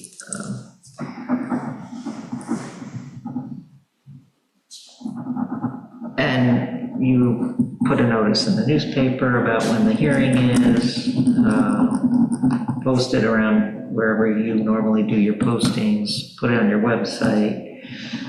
I guess you often do front porch forum, that'd be a good idea. In the grant for this, which I didn't write, I was rereading that when I was doing this and noticed that it talks about sharing it with the Wyndham and Windsor Housing Trust and the Reading West Windsor Aging in Place and a couple other organizations. What? You could, I mean, Okay, so, I mean, since it says So a lot of people says know that, you're not statutorily required to do that, but it we want to follow our terms. wouldn't hurt, since you said that's what you were gonna do in the Let's grant. do what we said we're gonna do. So can we talk about how the schedule would work? We are in, this is our October meeting. So we have a couple things we've gone through the whole draft tonight. We have a couple things that are going to be clarified or changed. I would imagine that if you made those revisions and sent it back to all of us, it would be a question of,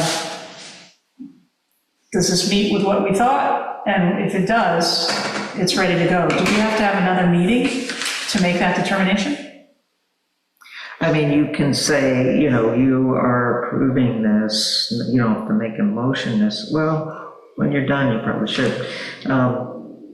Contingent upon the inclusion of the changes that were discussed tonight. So we could do that tonight. You could. And then, I mean, I don't think there'd be a problem if I word something wrong or.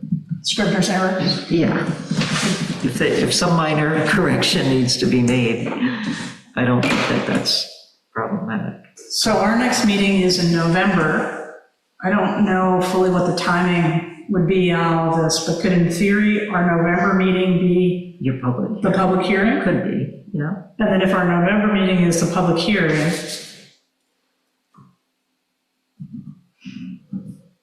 Now, I mean, depends on what you hear. right, I mean, you may get a lot of comments that, people really don't like something and you need to go back and revise it before you send it along to the select board for their consideration. so if that November meeting is the public hearing, if we hear nothing, it could go to the select board. Right. If we hear stuff that requires more consideration, we could consider it right then and there on the spot. Yeah. Or we could hold a December meeting. Yeah, I mean, I think it would depend, but I mean, you could warn it that way, that you're gonna have a hearing immediately following, you're gonna have a meeting to discuss what you heard at the hearing. And if it was a few simple things that you wanna change, you can make those changes. If it's really a big thing that's gonna take a lot more discussion, then you probably wanna have another. I mean, you could start it then, depending on how late it is. I mean, the hearing may take half an hour, it may take 2 hours, you never know. So. Okay. Would it be in our commission's best interest to highlight some of the significant conversations to the public so that will focus them on where we've had the major points of discussion, or do you think that would muddy the waters too much and create more conversation than needed? We do have the report, that Martha started to draft that highlights a lot of the changes around the housing. I don't think it captures every single conversation we've had. That might be tricky, but it does serve as kind of a roadmap for the process. You know, the proposed amendments are designed to implement the plan, the Home Act, Act 181, and then it describes some of the changes that were made around making 2-unit dwellings permitted uses and adding multi-unit dwellings into certain districts. So in theory, this report could be something that people should use to follow along with. It's not going to capture everything we've talked about, but I'm not sure that we can. I don't know if we can do that. This is kind of a sample public hearing notice that's got some stuff that would still need to be filled in. Keeping in mind that you're gonna have to put this in the newspaper, so you don't want to get too wordy.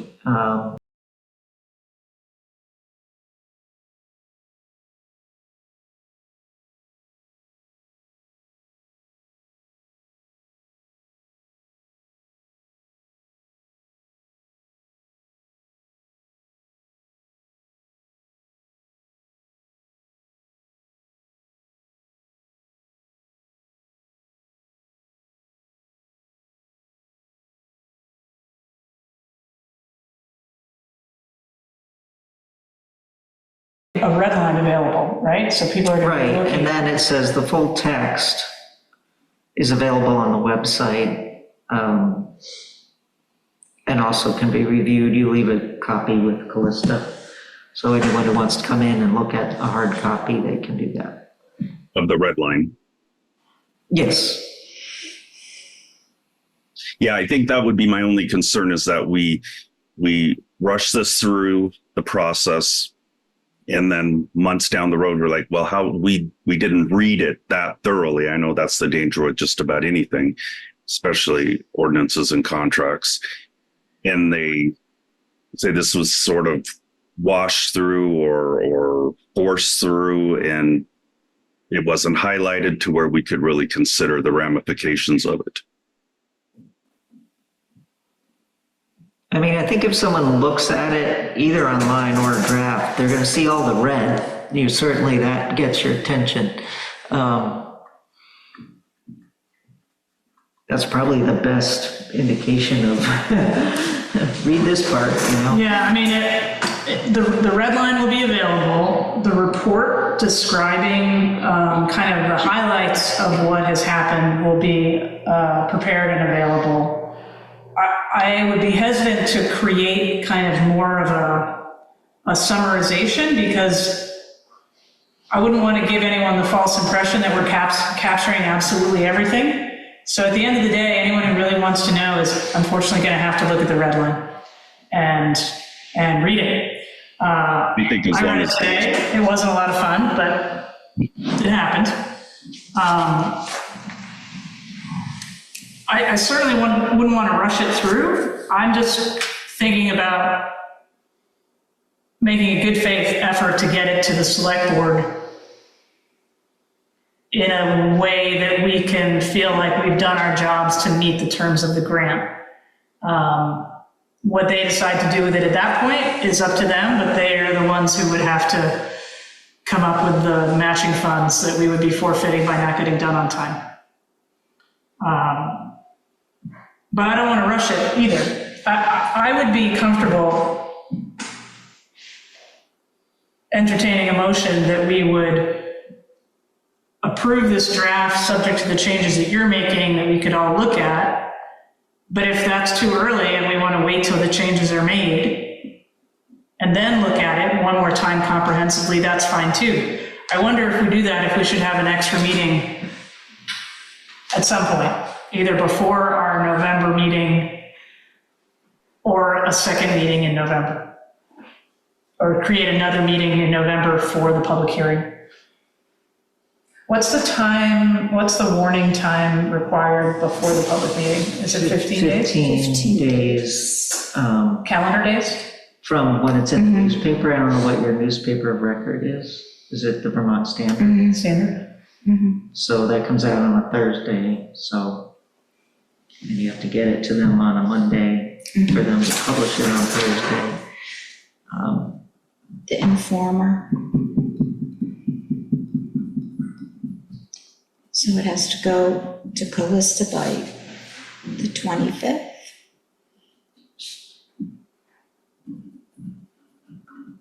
Yeah, who's in charge of like sending out the abutting notices, like the one that we got? I mean, I can help you with that. But it's not like the clerk's job. The Like if template there was a regular Who goes to hearing. the post office? Yeah, to, Mail it. Like what we got from Weathersfield. right. Did that come from their town clerk, or oh. did that come from their? I don't think you're required to physically mail it now. I think you can digitally mail it. Oh, I mean, that's what Ludlow did with theirs. But Weathersfield did the opposite recently. They probably digitally noticed it too, but they also sent it to us. Right, I don't think you're still required to physically send a copy in the mail. So that would be good. To know.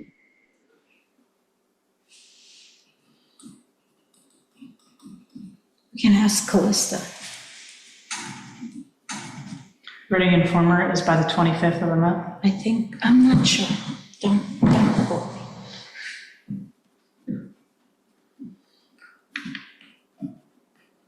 So am I understanding correctly that our November meeting would be the public hearing, essentially, potentially? Could be, but Okay. we're not, I don't think we're quite there yet.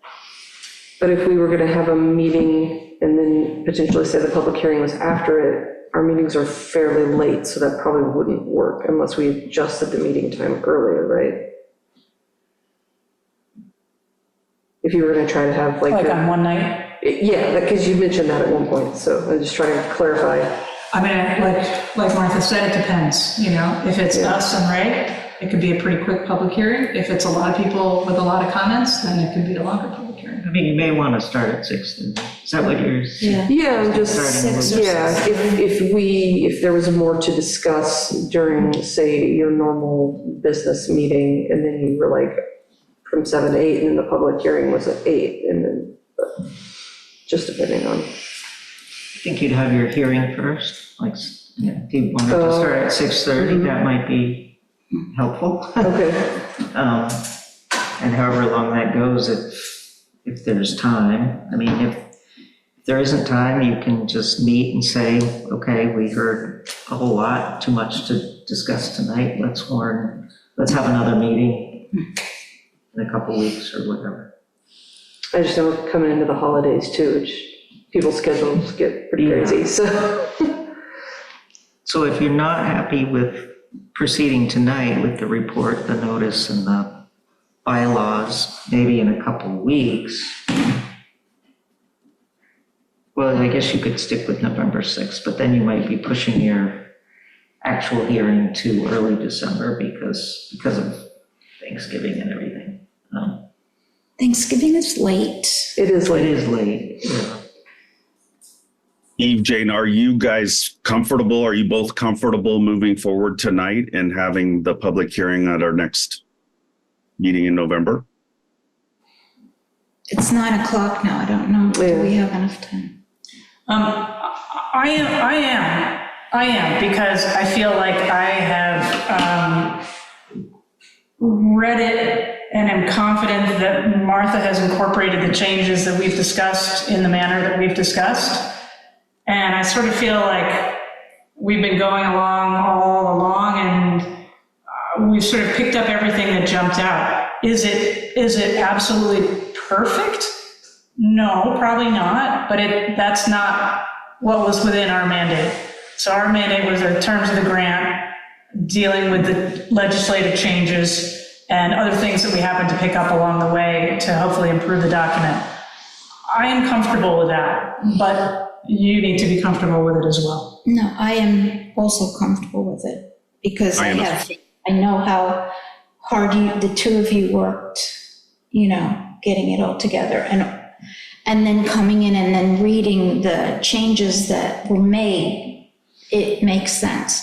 So we went over everything tonight. It makes sense that what are we going to do going over it again, finding what, yeah. So I can, if we're comfortable with it, I would entertain a motion, as Martha suggested, that we approve this document, the changes that are in it tonight, with the inclusion of the changes that she will make based on our discussion tonight, and then send it to us. If there's something that we notice then, each reviewing individually, do we have a mechanism to, Well, I think if it was anything substantive, you'd have to meet again. yeah, But if if I just totally misunderstood what you said or something. so I think if you're okay with what we looked at tonight, with the changes that Martha's gonna make, assuming that she makes them way that we think they are supposed to be, I think we have to set a deadline for ourselves this month to review it, say a week, 2 weeks, we'll review it and make the determination that it's in place, probably by sending an email, are we ready to notify for a public hearing? That's what I would envision. Probably your hearing, probably you should be at a point where you're ready to say at a public meeting, a meeting like this, where our hearing's gonna be on such and such a date and so on and so forth. Do we think our meeting can be our hearing can be at our November meeting? Yes, So that is not going to be the usual Monday because of the next day being election. Election Day. I think we were talking about having our meeting the day after Election Day, which is Wednesday, 6th. November 6th. I believe you had checked to see if the town hall was free. Did you hear back on I'm sorry, say that again? that? Did you, I thought I saw something that you had checked to see if the town hall was free that date, I but, think it is. okay, I think, didn't see if you'd heard back. I think Melissa has confirmed that. Okay. How about Okemo Valley TV? How does that sound for you? Wednesday, November 6th? It should be fine, but I'll double check, so Okay. why? So would we be doing a public hearing? Yeah, we'll at get this. Good. 6:30 then, ahead of our regular meeting time? That would work for me. 6:30? And then we'll see how it goes. So Okay. there's still a fair bit of work to do on the report. Is that something that needs to be done in this forum? Or is that something that's more of a offline kind of thing? Yeah, you guys should approve the report, so.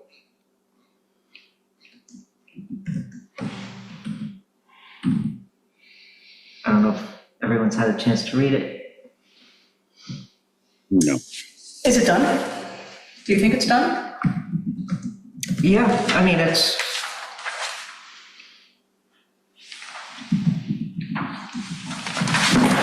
I think it's done.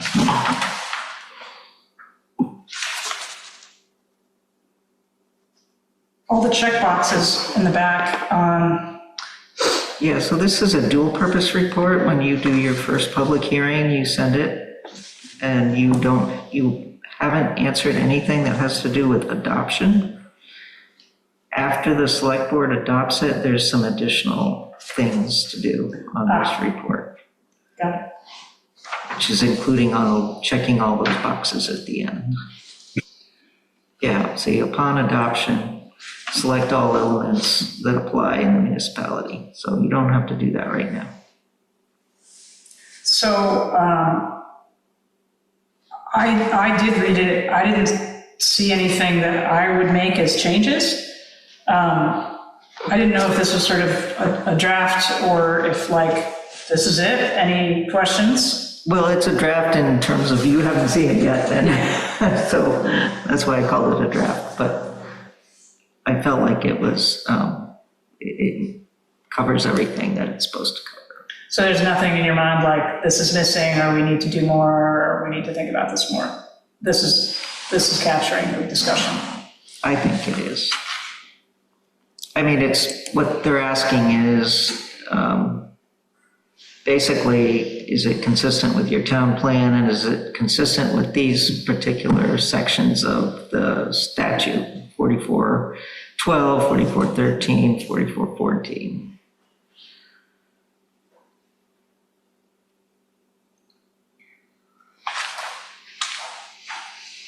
So 1, 2, 3, 4, 5 pages. The first 5 pages is what we should be concerned about tonight. The first, well, I think it's more than 5, isn't it? pages, is that what? I can't hear Stacy very well. Yeah, the first 5 pages. And then there, after the 5th page, there's no page number, so it's kind of hard to explain. There's all these check boxes that he referenced aren't checked. And that's what we do once it's adopted. Yeah. Yeah, the last question that has an answer is planned community facilities. And everything after that doesn't have to be dealt with until it's adopted. So the check mark boxes, as I understand it, don't need to be checked at this point. Is that right? Correct. The only thing I noticed with the report is that when I printed it off, it chopped off Yeah, some of the final things. yeah, in order to see them, you have to click in the box and scroll down. That's, Can we fix that? I don't think so. That's what my confusion is then. So we'll have to figure out a way to print it so it prints completely, right? I mean, this is how this is the state created this form. And that's how it works. If you put in more, it just cuts off the language. Too long. I mean, you can put in as much as you want, you just, in order to see it, you gotta click in the box and scroll down. I mean, other than cutting and pasting and putting it into a separate document, Unfortunately, I wonder if we need to do that, right? Otherwise, we're I cutting mean, off. if it's going digitally to people, they can click in the box and they can scroll down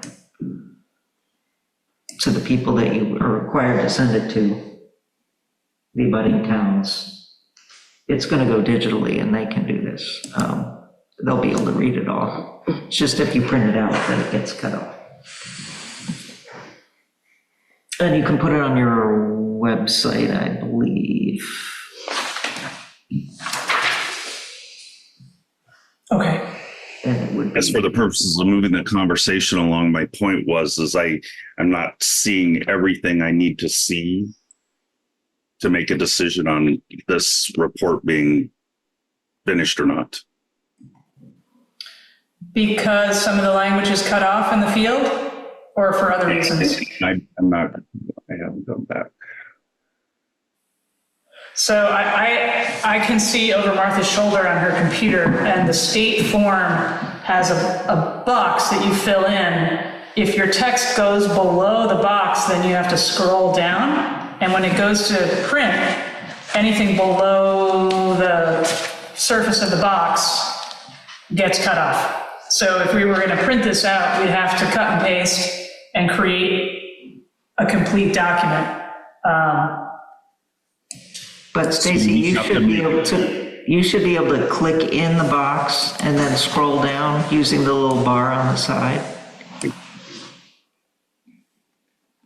Actually, Okay, did so not I notice. haven't done that, so I can't make a decision on whether or not this form is completed. And that. Okay, you can do it, you just haven't read it that I way. haven't. Okay, Exactly. so you don't need a separate document to be created, you just Need more time. need more time. Okay. So in terms of, we have to make some decisions. Do we want to try to make November 6th our public hearing? Or do we want to make our December meeting our public hearing? Or do we want to add an extra meeting? I don't have a calendar in front of me. Let's try to do November 6th. For the public hearing? Okay. What do we have to do tonight to make that happen? I think we need to vote to approve this ordinance as shown in the red line with the condition of Martha making those changes we've talked about tonight. I'm not clear on what we need to do for this report. Well, you need to approve the report as well. We need to approve the report as well. Yeah. And do we have to be in an open meeting in order to approve that report? Or can we? I mean, I think so. That's the way it's been done in my experience in the past. Okay. Jane, have you reviewed the report? Me? Yes. Yes, not in totality. Okay. So then I don't think, because I haven't, and I've been very in tune to all these details. So you most likely have reviewed it more intensely than we have.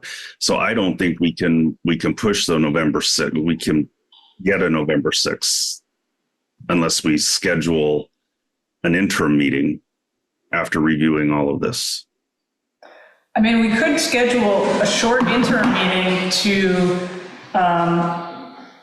look at the final revisions that Martha's going to be making, take the time to look at this report more carefully online where we can scroll down into the full boxes. And I can send the hearing notice as well.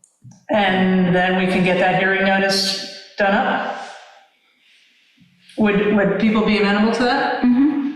Yes. I know we're over time. Can we get out our calendars and see what we've got? So you're thinking something between now and the 6th? Yes.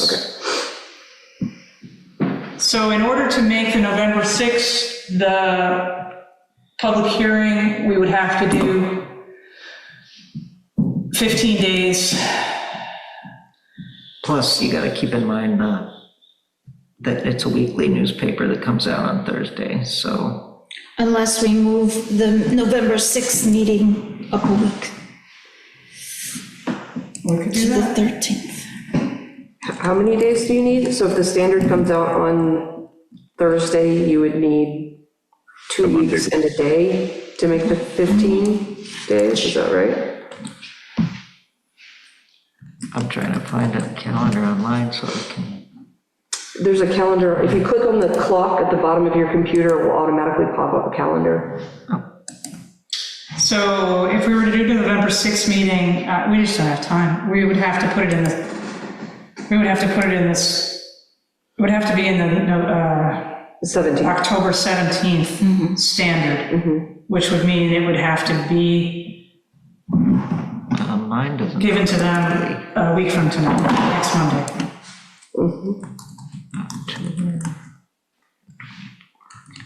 Unless anybody wants to meet sometime this week. Thursday, Brad? I can't on Friday. Are we allowed to have another public meeting? Oh, no, not that fast. Without having it noticed? You're correct. Whatever, yeah, warned, that word. Yeah, So do we need our deadlines with the select board and the hearings if we took Jane's suggestion and moved it to mid-November? Why do I keep ending up with November? so we could move it from the 6th to say, the 11th is the select board, that's a Monday. Right, We 12th, could do Tuesday, the 12th. 12th. I have another board meeting that night. Wednesday, the 13th. Might be gone. I can't do Wednesday the 13th.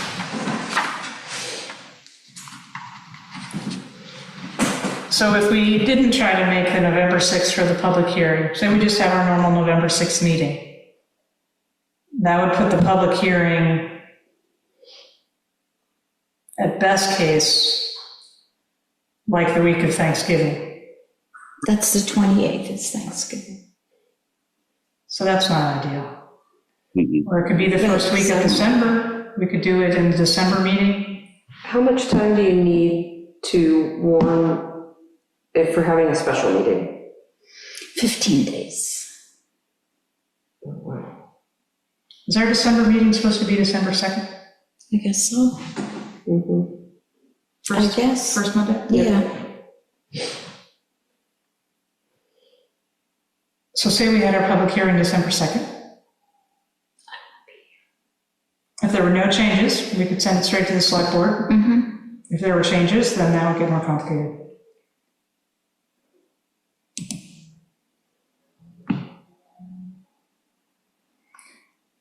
I'm not sure I'm seeing, if we can't approve it tonight, which I understand, I'm not sure I'm seeing an option besides having our regular meeting in November, finalizing everything, and calling the public meeting for December December 2nd. 2nd. And then does that give us, if everything goes well, does that give us time to meet our deadline with the select board and the matching funds on the grant?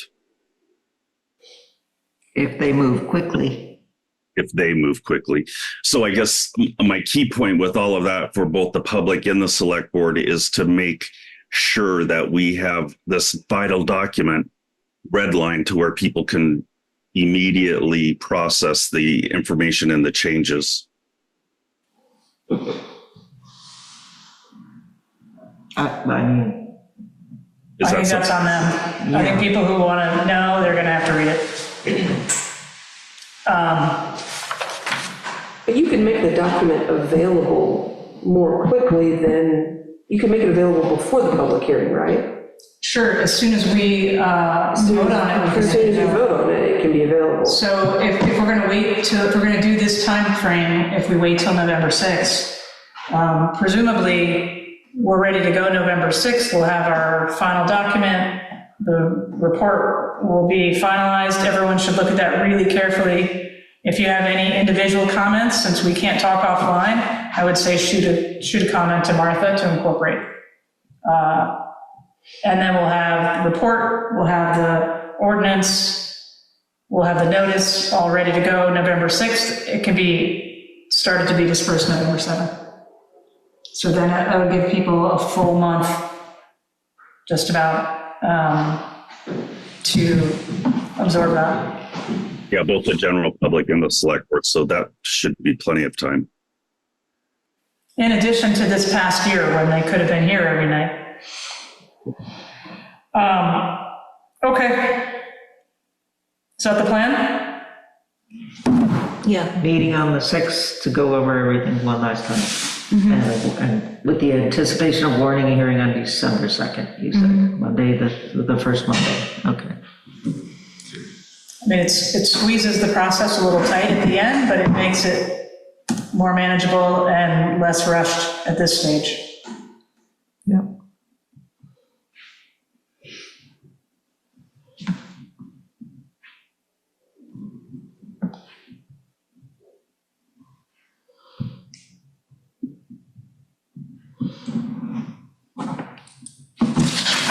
Okay.